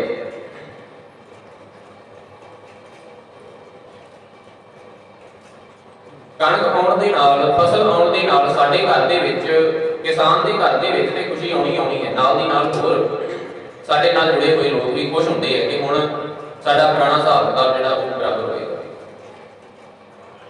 पर सतगुरु जी समझा रहे हैं कि विसाख सोहना फेर नहीं लगना। फसल आई है, मंडी दे विच बेची है, 4 दिन खुश रह लवांगे, 10 दिन खुश रह लवांगे, खुशी मना लवांगे। इस तो बाद तेरी वैसे ते साडे समाज की हालत कुछ इस तरह की है, असीं अपनियां निजी लोड़ां पूरीआं करनियां भी हैं जिहड़ियां साडा सिस्टम, साडा आला दुआला कुछ इस तरह का है कि उस दे विच बराबर की रेस दौड़न दे लई कईयां ने अपनियां 2-2 सालां दीयां फसलां जिहड़ियां पहलां खा लईआं। अज दे समय ते हर पासे निराशा, खेज, खिंचपणा जिहा सारे पासे नजर आउंदा है। हर बंदा जिहड़ा किते ना किते खिंचिया जिहा पिया। खुश रहना जिहड़ा कि सानूं विरासत दे विच मिलिया सी। 1606 ਦੇ ਵਿੱਚ ਧੰਨ ਸਾਹਿਬ ਸ੍ਰੀ ਗੁਰੂ ਅਰਜਨ ਸਾਹਿਬ ਜੀ ਨੇ ਤਤੀਆਂ ਤਵੀਆਂ ਦੇ ਉੱਪਰ ਬੈਠ ਕੇ ਸੀਸ ਤੇ ਤਤੀ ਰੇਤਾ ਪਵਾ ਕੇ ਵੀ ਖੁਸ਼ ਰਹਿਣਾ ਕਿਵੇਂ ਹੈ ਸਿਖਾ ਰਿਹਾ ਸੀ। ਸਾਨੂੰ ਤੇ ਖੁਸ਼ ਰਹਿਣਾ ਵਿਰਸੇ ਦੇ ਵਿੱਚ ਮਿਲਿਆ ਸੀ, ਪਰ ਸਮਾਜ ਦੇ ਨਾਲ ਬਰਾਬਰ ਦੀ ਦੌੜਦੇ ਅਸੀਂ ਇਸ ਦੌੜ ਦਾ ਇੰਨਾ ਕੁ ਜ਼ਿਆਦਾ ਹਿੱਸਾ ਬਣ ਗਏ ਕਿ ਸਾਨੂੰ ਆਪਣਾ ਆਪ ਪੂਰੀ ਤਰ੍ਹਾਂ ਭੁੱਲ ਗਿਆ। ਹਰ ਬੰਦਾ ਖਿੱਚਿਆ ਪਿਆ, ਦੁਖੀ ਹੋਇਆ ਪਿਆ। सुखी कोई नहीं नजर आता, हसदा कोई नहीं नजर आता। बारों थोड़ा जिहा असीं हस लैंदे हैं, नहीं तो अंदरों हर कोई दुखी होया पिया, रोंदा पिया। सतगुरु जी अज दे शब्द दे विच सानूं इह समझा रहे हैं कि भाई फसल आउण दे नाल भी खुशी नहीं होई ते खुशी होनी किवें है, खुश रहना किवें, खुश किवें रह सकदे हैं, किवें असीं चढ़दी कला दे विच रह सकदे हैं।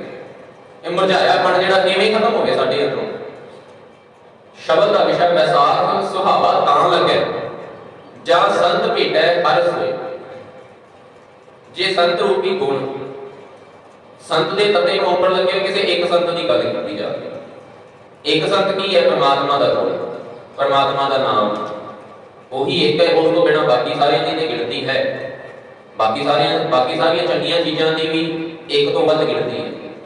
परमात्मा ਦਾ ਨਾਮ ਇੱਕ ਹੀ ਹੈ, ਅਟਲ ਹੁਕਮ।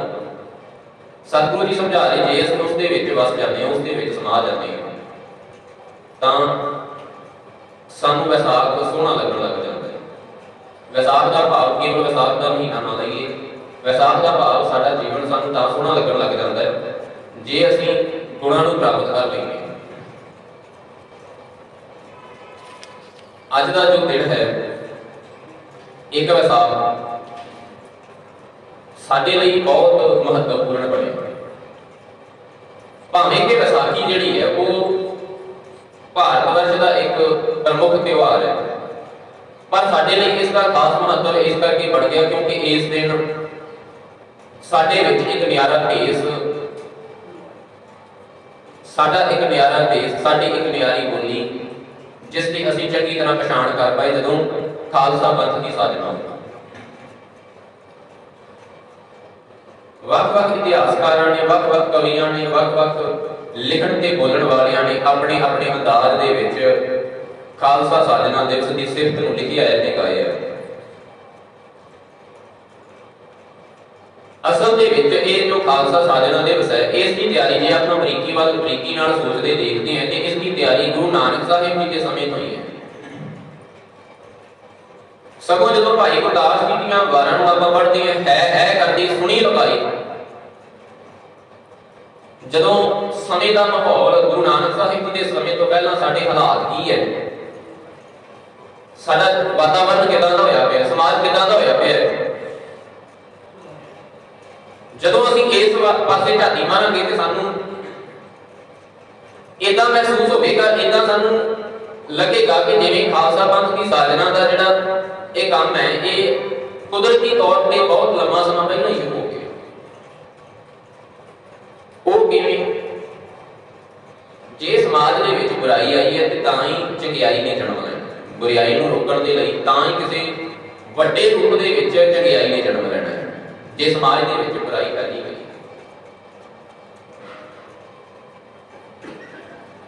ਤੇ ਜਿੰਨੇ ਵੀ ਗੁਰਮਤਿ ਸਰੋਤ ਆਪਾਂ ਪੜ੍ਹਦੇ ਜਾਂ ਦੇਖਦੇ ਹਾਂ ਜਾਂ ਵਿਚਾਰਦੇ ਹਾਂ, ਉਹਨਾਂ ਸਾਰਿਆਂ ਦੇ ਵਿੱਚ ਸਮਾਜ ਦੀ ਹਾਲਤ ਕੁਝ ਇਸ ਤਰ੍ਹਾਂ ਦੀ ਹੈ ਕਿ ਦੁਨੀਆ ਜਿਹੜੀ ਹੈ ਉਹ ਇੱਕ ਤਰ੍ਹਾਂ ਅਕਾਲ ਪੁਰਖ ਦੇ ਅੱਗੇ ਰੋਂਦੀ ਪਈ, ਕੁਰਲਾਉਂਦੀ ਪਈ ਹੈ, ਕੁਰਲਾ ਕੇ ਅਰਦਾਸ ਕਰ ਰਹੀ ਹੈ ਕਿ ਪਰਮਾਤਮਾ ਸਾਨੂੰ ਇਸ ਰਾਜਨੀਤਿਕ ਧਾਰਮਿਕ ਗਦਲੇ ਹੋਏ ਸਿਸਟਮ ਤੋਂ ਸਾਨੂੰ ਬਚਾ। ਹਰ ਤਰ੍ਹਾਂ ਦਾ ਧਾਰਮਿਕ ਪੱਖ ਜਿਹੜਾ ਹੈ ਉਹ ਕਿਤੇ ਨਾ ਕਿਤੇ ਰਿਸ਼ਵਤਖੋਰੀ ਦੇ ਵਿੱਚ ਗਵਾਚ ਗਿਆ ਹੈ, ਸਵਾਰਥਪਣੇ ਦੇ ਵਿੱਚ ਗਵਾਚ ਗਿਆ ਹੈ। ਕਾਜੀ ਹੋਏ ਰਿਸ਼ਵਤੀ ਵੱਡੀ ਲੈ ਕੇ ਹੱਥ ਗਵਾਏ, ਜਿਨ੍ਹਾਂ ਦਾ ਰਾਜ ਹੈ ਉਹਨਾਂ ਦੇ ਧਾਰਮਿਕ ਲੋਕ ਵੀ ਜਿਹੜੇ ਹੈ ਉਹ ਆਪਣੇ ਸਵਾਰਥ ਨੂੰ ਪੂਰਾ ਕਰਨ ਦੇ ਵਿੱਚ ਹੀ ਲੱਗੇ ਹੋਏ ਆ। ਕਿਸੇ ਨੇ ਸਮਾਜ ਦੀ ਭਲਾਈ ਦੇ ਬਾਰੇ ਕੁਝ ਨਹੀਂ ਸੋਚਿਆ। ਸਮਾਜ ਕਿਵੇਂ ਅੱਗੇ ਵਧੇ, ਦੁਨੀਆ ਦੇ ਲੋਕ ਕਿਵੇਂ ਖੁਸ਼ਹਾਲ ਹੋਣ, ਦੂਸਰੇ ਬਾਰੇ ਕਿਸੇ ਨੇ ਨਹੀਂ ਸੋਚਿਆ। ਹਰ ਕੋਈ ਆਪਣੇ ਆਪਣੇ ਕੰਮਾਂ ਦੇ ਮਗਰ ਲੱਗਿਆ ਹੋਇਆ। ਇਦਾਂ ਦੀ ਹਾਲਤ ਹੋਈ ਪਈ ਹੈ ਸਮਾਜ ਦੀ। ਇਸਤਰੀ ਪੁਰਖ ਐਦਾਮ ਹਿੱਤ ਭਾਵੇਂ ਆਏ ਕਿ ਆਉ ਜਾ ਦੀ ਲੋੜਾਂ ਇੰਨੀਆਂ ਤੋਂ ਤੰਗ ਕਰ ਰਹੀਆਂ ਨੇ ਕਿ ਇਸਤਰੀ ਅਤੇ ਪੁਰਖ ਦਾਮ ਹਿੱਤ ਪੈਸੇ ਦੀ ਖਾਤਰ ਭਾਵੇਂ ਆਏ ਕਿ ਆਉ ਜਾ ਦੀ ਕਿਤੇ ਵੀ ਉਹਨਾਂ ਨੂੰ ਕਿਸੇ ਵੀ ਕੰਮ ਤੇ ਲਾ ਲਓ, ਲੱਗਣ ਲਈ ਤਿਆਰ ਨੇ। ਲੋੜਾਂ ਜਿਹੜੀਆਂ ਇੰਨਾ ਤੰਗ ਕਰ ਰਹੀਆਂ ਨੇ, ਰੋਜੀ ਰੋਟੀ ਦਾ ਕੋਈ ਸਾਧਨ ਬਹੁਤਾ ਨਜ਼ਰ ਨਹੀਂ ਆਉਂਦਾ ਸਮਾਜ ਦੇ ਵਿੱਚ। ਮਿਹਨਤ ਜਿਹੜੀ ਹੈ ਉਹ ਕੰਮਾਂ ਕਰਦਾ ਹੈ, ਪਰ ਜ਼ਮੀਨ ਦਾ ਮਾਲਕ ਕੋਈ ਵੱਡਾ ਜਿਹੜਾ ਜ਼ਿਮੀਂਦਾਰ ਹੈ, ਕੋਈ ਵੱਡਾ ਹਾਕਮ ਹੈ, ਉਹ ਸਾਰਾ ਕੁਝ ਜਦੋਂ ਫਸਲ ਆਉਂਦੀ ਹੈ ਸਾਰੀ ਫਸਲ ਲੁੱਟ ਕੇ ਲੈ ਜਾਂਦਾ ਹੈ। ਕੰਮ ਕਰਨ ਵਾਲੇ ਨੂੰ ਬਦਲੇ ਦੇ ਵਿੱਚ ਕੇਵਲ ਤੇ ਕੇਵਲ 2 ਟਾਈਮ ਦੀ ਰੋਟੀ, ਉਹ ਵੀ ਬੜੀ ਮੁਸ਼ਕਲ ਦੇ ਨਾਲ ਨਸੀਬ ਹੁੰਦੀ ਹੈ। ਇਸ ਤਰ੍ਹਾਂ ਦਾ ਹਾਲਾਤ ਸਮਾਜ ਦਾ ਬਣਿਆ ਹੋਇਆ। ਤਾਂ ਭਾਈ ਗੁਰਦਾਸ ਜੀ ਇਹ ਗੱਲ ਲਿਖਦੇ ਹੈ, ਸੁਣੀ ਪੁਕਾਰ ਦਾ ਦਾਰ ਪ੍ਰਭ ਗੁਰ ਨਾਨਕ ਜਗ ਮਾਹੀ ਪਠਾਇਆ। ਇਹ ਜਿਹੜੀ ਦੁਨੀਆ ਦੀ ਪੁਕਾਰ, ਦੁਨੀਆ ਦੀ ਕੁਰਲਾਹਟ ਹੈ, ਜਦੋਂ ਗਰੀਬਾਂ ਦੀ, ਅਨਾਥਾਂ ਦੀ ਕੁਰਲਾਹਟ, ਆਵਾਜ਼, ਅਰਦਾਸ ਦੇਣ ਦੀ, ਇਹ ਜਦੋਂ ਪਰਮਾਤਮਾ ਨੇ ਕੁਦਰਤੀ ਨਿਯਮ ਦੇ ਵਿੱਚ ਇਹ ਪਾਪ ਜਿਹੜਾ ਹੱਦੋਂ ਵੱਧ ਜਾਂਦਾ ਹੈ ਤੇ ਫਿਰ ਇਹ ਸੱਚ ਦੀ ਜੋਤ, ਸੱਚ ਦਾ ਪ੍ਰਕਾਸ਼ ਗੁਰੂ ਨਾਨਕ ਸਾਹਿਬ ਦੇ ਰੂਪ ਦੇ ਵਿੱਚ ਸਮਾਜ ਦੇ ਵਿੱਚ ਹੁੰਦਾ ਹੈ। ਮੈਂ ਸਮਝਦਾ ਖਾਲਸਾ ਸਾਜਨਾ ਦਿਵਸ ਦੀ ਨੀਂਹ ਜਿਹੜੀ ਹੈ ਉਹ ਇੱਥੋਂ ਹੀ ਸ਼ੁਰੂ ਹੋ ਚੁੱਕੀ ਹੈ। ਤੇ ਦੁਨੀਆ ਦੇ ਸਾਹਮਣੇ ਗੁਰੂ ਨਾਨਕ ਸਾਹਿਬ ਜੀ ਨੇ ਇਹ ਉਦੋਂ 10 ਸਾਲ ਦੀ ਉਮਰ ਦੇ ਵਿੱਚ ਇਹ ਗੱਲ ਦੱਸ ਦਿੱਤੀ। ਇਹ ਗੱਲ ਦੱਸ ਦਿੱਤੀ ਕਿ ਹੁਣ ਸਮਾਜ ਦੀ ਗੁਲਾਮੀ ਜਿਹੜੀ ਹੈ, ਨਾ ਕਿ ਰਾਜਨੀਤਿਕ ਗੁਲਾਮੀ ਸਹੀ ਜਾਵੇਗੀ, ਨਾ ਧਾਰਮਿਕ ਗੁਲਾਮੀ ਸਹੀ ਜਾਵੇਗੀ, ਜਦੋਂ ਜਨੇਊ ਪਾਉਣ ਤੋਂ ਇਨਕਾਰ ਕਰ ਦਿੱਤਾ। ਮੈਂ ਸਮਝਦਾ ਅਸੀਂ ਭਾਵੇਂ ਵੱਖ-ਵੱਖ ਤਿਉਹਾਰ ਮਨਾਉਣੇ, ਪਰ ਸਾਨੂੰ ਵੱਡੇ ਰੂਪ ਦੇ ਵਿੱਚ, ਵੱਡੇ ਪੱਧਰ ਤੇ ਇਹ ਤਿਉਹਾਰ ਜ਼ਰੂਰ ਮਨਾਉਣਾ ਚਾਹੀਦਾ ਸੀ। ਜਿਸ ਦਿਨ ਇਨਕਲਾਬੀ ਆਵਾਜ਼ ਗੁਰੂ ਨਾਨਕ ਸਾਹਿਬ ਨੇ 10 ਸਾਲ ਦੀ ਉਮਰ ਦੇ ਵਿੱਚ ਉਠਾਈ। 10 ਸਾਲ ਦੇ ਬੱਚੇ ਦੀ ਕੀ ਅਵਸਥਾ ਹੁੰਦੀ ਹੈ? ਇੱਕ ਦਬਕਾ ਜਿਹਾ ਮਾਰ ਕੇ, ਥੋੜਾ ਜਿਹਾ ਪੁਚਕਾਰ ਕੇ ਬੱਚੇ ਤੋਂ ਜੋ ਮਰਜ਼ੀ ਤੁਸੀਂ ਕੰਮ ਕਰਾ ਲਓ। ਗੁਰੂ ਨਾਨਕ ਸਾਹਿਬ ਕਹਿੰਦੇ ਨਹੀਂ ਪੰਡਤ, ਤੇਰਾ ਜਨੇਊ ਮੈਂ ਨਹੀਂ ਪਾਉਣਾ। ਇਹ ਜਨੇਊ ਜਿਹੜਾ ਇਹ ਟੁੱਟ ਜਾਂਦਾ, ਮੈਲਾ ਹੋ ਜਾਂਦਾ ਹੈ। ਇਹ ਜਨੇਊ ਪਾ ਕੇ ਵੀ ਮੇਰੇ ਅੰਦਰ ਜੇ ਦਇਆ ਨਹੀਂ ਹੈ ਤੇ ਬਾਅਦ ਵਿੱਚ ਵੀ ਦਇਆ ਨਹੀਂ ਆਉਂਦੀ, ਮੈਂ ਇਹ ਜਨੇਊ ਕਿਉਂ ਪਾਵਾਂ? ਜਿਨ੍ਹਾਂ ਨੇ ਜਨੇਊ ਪਾਇਆ ਹੋਇਆ ਹੈ ਉਹ ਵੀ ਮੈਂ ਦੇਖ ਰਿਹਾ ਸਮਾਜ ਦੇ ਵਿੱਚ ਉਦਾਂ ਹੀ ਪਾਪ ਕਰੀ ਜਾ ਰਹੇ ਆ, ਤੇ ਇਸ ਜਨੇਊ ਨੂੰ ਪਾਉਣ ਦਾ ਫਿਰ ਕੀ ਫਾਇਦਾ ਹੈ? ਕਿ ਮੈਂ ਕਿਉਂ ਪਾਵਾਂ? ਇਹ ਦਿਨ ਜਿਹੜਾ, ਇਹ ਤਿਉਹਾਰ ਸਾਨੂੰ ਜ਼ਰੂਰ ਮਨਾਉਣਾ ਚਾਹੀਦਾ ਸੀ। ਭਗਤ ਕਬੀਰ ਸਾਹਿਬ ਜੀ ਗੁਰਬਾਣੀ ਦੇ ਵਿੱਚ ਫਰਮਾ ਰਹੇ ਆ, ਪੰਡਿਤ ਮੁੱਲਾ ਜੋ ਲਿਖ ਦਿਆ ਸ਼ਾਹ ਚੱਲੇ ਹਮ ਕਿਛੂ ਨਾ ਦਿਆ। ਇਹਨਾਂ ਲੋਕਾਂ ਨੇ ਜੋ ਕੁਝ ਵੀ ਸਾਨੂੰ ਲਿਖ ਕੇ ਦਿੱਤਾ, ਸਾਡਾ ਇਸ ਲਿਖਤ ਦੇ ਨਾਲ ਭਾਵ ਜੋ ਵੀ ਇਹਨਾਂ ਨੇ ਸਮਾਜ ਦੇ ਨਿਯਮ ਬਣਾਏ, ਸਾਡਾ ਇਹਨਾਂ ਨਿਯਮਾਂ ਦੇ ਨਾਲ ਕੋਈ ਸੰਬੰਧ ਨਹੀਂ। ਛਾੜ ਚੱਲੇ ਹਮ ਕਿਸ਼ਨਾ ਦੀ, ਇਹਨਾਂ ਦੇ ਵਿੱਚੋਂ ਅਸੀਂ ਕੁਝ ਨਹੀਂ ਨਾਲ ਲੈਣਾ। ਹਮਰਾ ਝਗੜਾ ਰਹਾ ਨਾ ਕੋ ਪੰਡਿਤ ਮੁੱਲਾ ਛਾੜੇ ਕੋ, ਸਾਡਾ ਇਹਨਾਂ ਦੇ ਨਾਲ ਨਾ ਤੇ ਕੋਈ ਝਗੜਾ ਹੈ ਤੇ ਪਰ ਅਸੀਂ ਇਹਨਾਂ ਦੋਵਾਂ ਦੀ ਵਿਚਾਰਧਾਰਾ ਨੂੰ ਹੀ ਛੱਡਦੇ ਹਾਂ। ਸਾਡਾ ਇਹਨਾਂ ਨਾਲ ਕੋਈ ਝਗੜਾ ਨਹੀਂ ਹੈ, ਪਰ ਇਹਨਾਂ ਦੀ ਵਿਚਾਰਧਾਰਾ ਜਿਹੜੀ ਹੈ ਉਹ ਨਿਰੋਲ ਨਾ ਹੋਣ ਕਰਕੇ, ਇਸ ਕਰਕੇ ਅਸੀਂ ਇਹਨਾਂ ਦੀ ਵਿਚਾਰਧਾਰਾ ਨੂੰ ਛੱਡ ਰਹੇ ਹਾਂ। ਗੁਰੂ ਨਾਨਕ ਸਾਹਿਬ ਜੀ ਤੋਂ ਲੈ ਕੇ ਗੁਰੂ ਤੇਗ ਬਹਾਦਰ ਸਾਹਿਬ ਤੱਕ ਤੇ ਫਿਰ ਗੁਰੂ ਗੋਬਿੰਦ ਸਿੰਘ ਸਾਹਿਬ ਨੇ 1699 ਤੱਕ ਇੱਕ ਲੰਮਾ ਘੋਲ, ਇੱਕ ਲੰਮਾ ਯੁੱਧ ਜਿਹੜਾ ਹੈ ਉਹ ਕੀਤਾ ਸਮਾਜ ਦੇ ਵਿੱਚ ਕਿਸੇ ਨਾ ਕਿਸੇ ਰੂਪ ਦੇ ਵਿੱਚ। ਇੱਕ ਵੱਡੀ ਲੜਾਈ ਜਿਹੜੀ ਇਨਕਲਾਬ ਦੀ ਹੈ ਉਹ ਲੜੀ ਗਈ ਹੈ, ਵਿਚਾਰਧਾਰਾ ਦੀ ਲੜਾਈ ਬੜੇ ਵੱਡੇ ਪੱਧਰ ਤੇ ਲੜੀ ਗਈ ਹੈ, ਜਿਸ ਦੇ ਵਿੱਚ ਦੋ ਗੁਰੂ ਸਾਹਿਬਾਨਾਂ ਨੂੰ ਪ੍ਰਤੱਖ ਰੂਪ ਦੇ ਵਿੱਚ ਆਪਾਂ ਦੇਖਦੇ ਹਾਂ ਕਿ ਸ਼ਹਾਦਤ ਦਾ ਜਾਮ ਪੀਣਾ ਪਿਆ। ਪ੍ਰਤੱਖ ਰੂਪ ਦੇ ਵਿੱਚ ਕਹਿਣ ਦਾ ਭਾਵ ਕਿ ਜਿਨ੍ਹਾਂ ਦੇ ਬਾਰੇ ਅਸੀਂ ਸਾਰੇ ਜਾਣਦੇ ਹਾਂ ਕਿ ਦੋ ਗੁਰੂ ਸਾਹਿਬਾਨ ਸ਼ਹੀਦ ਹੋਏ। ਗੁਰੂ ਅਰਜਨ ਸਾਹਿਬ ਜੀ ਨੂੰ ਅਣਮਨੁੱਖੀ ਤਸ਼ੱਦਦ ਕਰਕੇ, ਅਣਮਨੁੱਖੀ ਜਿਹੜੇ ਤਸ਼ੱਦਦ ਕਰਨ ਦੇ ਬਾਰੇ ਕੋਈ ਸੋਚ ਵੀ ਨਹੀਂ ਸਕਦਾ, ਉਹ ਤਸੀਹੇ ਦੇ ਦੇ ਕੇ ਸ਼ਹੀਦ ਕੀਤਾ ਗਿਆ। ਗੁਰੂ ਤੇਗ ਬਹਾਦਰ ਸਾਹਿਬ ਜੀ ਦੇ ਸਾਹਮਣੇ ਪਹਿਲਾਂ 3 ਸਿੱਖਾਂ ਨੂੰ ਸ਼ਹੀਦ ਕੀਤਾ ਗਿਆ। ਹੋ ਸਕਦਾ ਇਸ ਤੋਂ ਬਾਅਦ ਹੋਰ ਵੀ ਕੋਈ ਤਸ਼ੱਦਦ ਕੀਤੇ ਗਏ ਹੁਣ, ਕਿਉਂਕਿ ਇਤਿਹਾਸਿਕ ਸਰੋਤ, ਇਤਿਹਾਸ ਲਿਖਣਾ ਜਿਹੜਾ ਹੈ ਉਹ ਸਾਡੇ ਸਮਾਜ ਦੇ ਵਿੱਚ ਬਹੁਤ ਦੇਰ ਬਾਅਦ ਸ਼ੁਰੂ ਹੋਇਆ, ਬਹੁਤ ਦੇਰ ਬਾਅਦ ਸ਼ੁਰੂ ਹੋਇਆ ਤੇ ਉਸ ਇਤਿਹਾਸ ਦੇ ਵਿੱਚ ਜਿੰਨੀ ਕੁ ਵਿਚਾਰ, ਜਿੰਨੀ ਕੁ ਗੱਲ ਜਿਹੜੀ ਉਹ ਸਮਾਜ ਦੇ ਵਿੱਚ ਜਾਂ ਲੋਕਾਂ ਦੇ ਵਿੱਚ ਪ੍ਰਚਲਿਤ ਸੀ, ਇਤਿਹਾਸ ਲਿਖਣ ਵਾਲੇ ਨੇ ਉਹਨਾਂ ਵੀ ਲਿਖ ਦਿੱਤਾ ਤੇ ਬੜੀ ਵੱਡੀ ਗੱਲ ਹੈ, ਬੜੀ ਵੱਡੀ ਬਹਾਦਰੀ। ਹੋ ਸਕਦਾ ਹੈ ਔਰੰਗਜ਼ੇਬ ਨੇ ਇਸ ਤੋਂ ਵੱਧ ਵੀ ਹੋਰ ਵੀ ਕੋਈ ਨਾ ਕੋਈ ਤਸ਼ੱਦਦ, ਕਈ ਤਰ੍ਹਾਂ ਦੇ ਤਸ਼ੱਦਦ ਕੀਤੇ ਹੋਣ, ਪਰ ਇਹ 3 ਸਿੱਖ ਜਿਹੜੇ ਅੱਖਾਂ ਦੇ ਸਾਹਮਣੇ ਸ਼ਹੀਦ ਕੀਤੇ ਗਏ, ਇਹਨਾਂ ਦਾ ਇੱਕ ਕਾਰਨ ਹੈ। ਭਾਈ ਮਤੀ ਦਾਸ ਨੂੰ ਲਿਆਂਦਾ ਗਿਆ, ਆਰੇ ਦੇ ਨਾਲ ਸਰੀਰ ਦੇ 2 ਹਿੱਸੇ ਕਰ ਦਿੱਤੇ ਗਏ। ਸ਼ਾਇਦ ਗੁਰੂ ਤੇਗ ਬਹਾਦਰ ਸਾਹਿਬ ਜੀ ਡੋਲ ਜਾਣ। ਔਰੰਗਜ਼ੇਬ ਨੂੰ ਇਹ ਲੱਗਦਾ ਬਾਦਸ਼ਾਹ ਜਿਹੜਾ ਹੈ, ਕੋਈ ਵੀ ਰਾਜਾ ਜਿਹੜਾ ਹੈ ਉਹ ਰਾਜ ਨਸ਼ੇ ਦੇ ਵਿੱਚ ਅਕਸਰ ਨਸ਼ਈ ਹੋਇਆ ਪਿਆ ਹੁੰਦਾ, ਅਕਸਰ ਮਦਹੋਸ਼ ਹੋਇਆ ਹੁੰਦਾ। ਸ਼ਨੀਵਾਰ ਜਿਹੜੇ ਸ਼ਲੋਕਾਂ ਦੀ ਆਪਾਂ ਨੇ ਵਿਚਾਰ ਕੀਤੀ ਸੀ, ਉਹਨਾਂ ਸ਼ਲੋਕਾਂ ਦੇ ਵਿੱਚ ਅਤੇ ਐਤਵਾਰ ਜਿਹੜੇ ਸ਼ਬਦ ਦੀ ਵਿਚਾਰ ਕੀਤੀ ਗਈ, ਪਰ ਉਸ ਸ਼ਬਦ ਦੀ ਵਿਚਾਰ ਦਾ ਪ੍ਰਮੁੱਖ ਵਿਸ਼ਾ ਇਹ ਸੀ। ਆਪਾਂ ਦੇਖਦੇ ਹਾਂ ਸਾਡੇ ਸਮਾਜ ਦੇ ਵਿੱਚ ਕੋਈ ਪਾਰਟੀ ਕਿਸੇ ਬੰਦੇ ਨੂੰ ਉਸ ਦੇ ਪਿੰਡ ਦਾ ਹੀ ਕੋਈ ਮੈਂਬਰ ਬਣਾ ਦੇਵੇ ਨਾ ਤੇ ਉਹ ਹੀ ਨਹੀਂ ਮਾਣ ਹੁੰਦਾ, ਉਹ ਹੀ ਸੋਚਣ ਲੱਗ ਜਾਂਦਾ ਕਿ ਪਤਾ ਨਹੀਂ ਮੈਂ ਕੀ ਬਣ ਗਿਆ। ਸਾਡੇ ਇਲਾਕੇ ਦਾ ਮੈਂਬਰ ਹੀ ਕੋਈ ਬਣ ਜਾਵੇ, ਮੈਂਬਰ ਹੀ ਜਿੱਤ ਜਾਵੇ ਤੇ ਉਹ ਹੀ ਕਹਿੰਦਾ ਮੈਂ ਬਹੁਤ ਵੱਡਾ ਹੋ ਗਿਆ, ਮੈਂ ਇਹਨਾਂ ਸਾਰਿਆਂ ਤੋਂ ਵੱਡਾ ਹੋ ਗਿਆ ਜਿਨ੍ਹਾਂ ਨੇ ਮੈਨੂੰ ਇੰਨਾ ਵੱਡਾ ਬਣਾਇਆ। ਤੇ ਜਿਹੜਾ ਰਾਜਾ ਹੈ ਉਹਦੇ ਅੰਦਰ ਕਿੰਨਾ ਕੁ ਹੰਕਾਰ ਹੋਵੇਗਾ, ਅਸੀਂ ਇਸ ਗੱਲ ਦਾ ਅੰਦਾਜ਼ਾ ਵੀ ਨਹੀਂ ਲਾ ਸਕਦੇ ਕਿੰਨਾ ਕੁ ਹੰਕਾਰ ਹੋਵੇਗਾ। ਵੈਸੇ ਅੱਜ ਜੋ ਹੋ ਰਿਹਾ ਇਸ ਨੂੰ ਥੋੜਾ ਬਹੁਤ ਅੰਦਾਜ਼ਾ ਅਸੀਂ ਜ਼ਰੂਰ ਲਾ ਸਕਦੇ ਕਿ ਜਿਹੜਾ ਬਾਦਸ਼ਾਹ ਹੋਏਗਾ ਹਿੰਦੁਸਤਾਨ ਦਾ, ਉਹਦਾ ਕਿੰਨਾ ਹੰਕਾਰ ਹੋਵੇਗਾ। ਅੱਜ ਦੇ ਸਾਡੇ ਕੋਲ ਕੁਝ ਇੱਕ ਹੱਕ ਹੈਗੇ ਆ, ਅਸੀਂ ਕਿਸੇ ਨਾ ਕਿਸੇ ਰੂਪ ਦੇ ਵਿੱਚ ਆਪਣੇ ਰੋਸ ਨੂੰ ਜ਼ਾਹਰ ਕਰ ਸਕਦੇ ਹਾਂ, ਪਰ ਜਿਹੜੇ ਸਮੇਂ ਦੇ ਵਿੱਚ ਔਰੰਗਜ਼ੇਬ ਬਾਦਸ਼ਾਹ, ਉਸ ਸਮੇਂ ਦੇ ਵਿੱਚ ਕੋਈ ਆਪਣੇ ਰੋਸ ਨੂੰ ਜ਼ਾਹਰ ਕਰਨ ਜੋਗਾ ਵੀ ਨਹੀਂ ਹੈ। ਜੋ ਬਾਦਸ਼ਾਹ ਦੇ ਮੂੰਹ ਦੇ ਵਿੱਚੋਂ ਗੱਲ ਨਿਕਲ ਗਈ ਉਹੀ ਗੱਲ ਜਿਹੜੀ ਹੈ ਉਹ ਗੱਲ ਕਾਨੂੰਨ ਹੈ। ਕੋਈ ਹੋਰ ਕਿਸੇ ਪ੍ਰਕਾਰ ਦਾ ਕੋਈ ਮਤਾ ਪਾਸ ਕਰਨ ਦੀ ਲੋੜ ਨਹੀਂ ਪੈਂਦੀ। ਜਿਹੜੀ ਗੱਲ ਬਾਦਸ਼ਾਹ ਨੇ ਆਪਣੇ ਮੂੰਹ ਚੋਂ ਕੱਢ ਦਿੱਤੀ ਉਹ ਕਾਨੂੰਨ ਬਣ ਜਾਂਦਾ ਹੈ। ਇਸ ਤਰ੍ਹਾਂ ਦਾ ਰਾਜ ਹੈ। ਤੇ ਉਸ ਸਮੇਂ ਔਰੰਗਜ਼ੇਬ ਨੇ ਕੀ ਕੀਤਾ ਹੋਵੇਗਾ ਅਸੀਂ ਇਹ ਸੋਚ ਵੀ ਨਹੀਂ ਸਕਦੇ। ਭਾਈ ਮਤੀ ਦਾਸ ਨੂੰ ਅੱਖਾਂ ਦੇ ਸਾਹਮਣੇ ਲਿਆ ਕੇ 2 ਹਿੱਸੇ ਸਰੀਰ ਦੇ ਕਰਕੇ ਤੇ ਸ਼ਹੀਦ ਕੀਤਾ ਗਿਆ। ਔਰੰਗਜ਼ੇਬ ਸੋਚਦਾ ਹੈ ਕਿ ਸ਼ਾਇਦ ਗੁਰੂ ਤੇਗ ਬਹਾਦਰ ਸਾਹਿਬ ਜਿਹੜੇ ਆ ਉਹ ਡੋਲ ਜਾਣਗੇ, ਡਰ ਜਾਣਗੇ ਤੇ ਧਰਮ ਨੂੰ ਤਿਆਗਣ ਲਈ ਤਿਆਰ ਹੋ ਜਾਣਗੇ, ਮੁਸਲਮਾਨ ਬਣ ਜਾਣਗੇ, ਸੋਚਦਾ ਹੈ। ਜਦੋਂ ਕੋਈ ਫਰਕ ਪੈਦਾ ਨਜ਼ਰ ਨਾ ਆਇਆ ਤੇ ਭਾਈ ਦਿਆਲਾ ਜੀ ਨੂੰ ਦੇਗ ਦੇ ਵਿੱਚ, ਪਾਣੀ ਦੀ ਦੇਗ ਦੇ ਵਿੱਚ ਉਬਾਲਿਆ ਗਿਆ। ਆਲੂ ਉਬਲਦੇ ਆਪਾਂ ਅਕਸਰ ਦੇਖਦੇ ਹਾਂ ਪਤੀਲੀ ਦੇ ਵਿੱਚ ਆਲੂ ਉਬਲਦੇ, ਦੇਖੋ ਜਦੋਂ ਪੂਰੀ ਤਰ੍ਹਾਂ ਆਲੂ ਉਬਲ ਜਾਂਦੇ ਕੀ ਹਾਲਤ ਹੁੰਦੀ ਆ, ਛਿੱਲਾਂ ਕਿੱਦਾਂ ਆਲੂ ਤੋਂ ਲੈ ਜਾਂਦੇ। ਨਹੀਂ ਤੇ ਕੜਕ ਦੇ ਨਾਲ ਆਪਾਂ ਆਲੂ ਛਿੱਲਣਾ ਹੋਵੇ ਤੇ ਆਪਾਂ ਇਹ ਸੋਚਦੇ ਹਾਂ ਕਿ ਬਹੁਤਾ ਆਲੂ ਜਿਹੜਾ ਸਾਡਾ ਖਰਾਬ ਹੋਵੇਗਾ, ਇਹਨੂੰ ਪਾਣੀ ਦੇ ਵਿੱਚ ਉਬਾਲ ਲਈਏ। ਪਾਣੀ ਦੇ ਵਿੱਚ ਆਲੂ ਨੂੰ ਉਬਾਲਿਆ ਤੇ ਛਿੱਲ ਅਲੱਗ ਹੋ ਜਾਂਦੀ ਹੈ, ਆਲੂ ਦਾ ਬਾਕੀ ਹਿੱਸਾ ਜਿਹੜਾ ਉਹ ਅਲੱਗ ਹੋ ਜਾਂਦਾ ਕਿੰਨੀ ਆਸਾਨੀ ਦੇ ਨਾਲ। ਰਿੱਝਦੇ ਹੋਏ ਪਾਣੀ ਦੇ ਵਿੱਚ ਅਸੀਂ ਉਂਗਲ ਪਾਉਂਦੇ ਹਾਂ ਤੇ ਸਾਡੀ ਕਿੱਦਾਂ ਦੀ ਹਾਲਤ ਹੁੰਦੀ ਹੈ ਅਸੀਂ ਸਹਿਜੇ ਸੋਚ ਸਕਦੇ ਹਾਂ, ਅੰਦਾਜ਼ਾ ਲਾ ਸਕਦੇ ਹਾਂ ਅਸੀਂ ਕਿਵੇਂ ਦਾ ਹੁੰਦਾ ਹੈ, ਕਿਵੇਂ ਦਾ ਮਹਿਸੂਸ ਹੁੰਦਾ ਹੈ। ਇੱਕ ਉਂਗਲ ਅਸੀਂ ਪਾਣੀ ਦੇ ਵਿੱਚ, ਰਿੱਝਦੇ ਪਾਣੀ ਦੇ ਵਿੱਚ ਤੇ ਭਾਈ ਦਿਆਲਾ ਜੀ ਉਹਨਾਂ ਨੂੰ ਦੇਗ ਦੇ ਵਿੱਚ ਬਿਠਾ ਕੇ ਤੇ ਥੱਲੇ ਅੱਗ ਬਾਲੀ ਗਈ ਹੋਵੇ, ਕਿਦਾਂ ਦਾ ਮਾਹੌਲ ਹੋਵੇਗਾ। ਕਦੇ ਅੱਖਾਂ ਦੇ ਸਾਹਮਣੇ ਇਹ ਸੀਨ ਲਿਆ ਕੇ ਮਹਿਸੂਸ ਕਰਿਆ ਕਰੀਏ।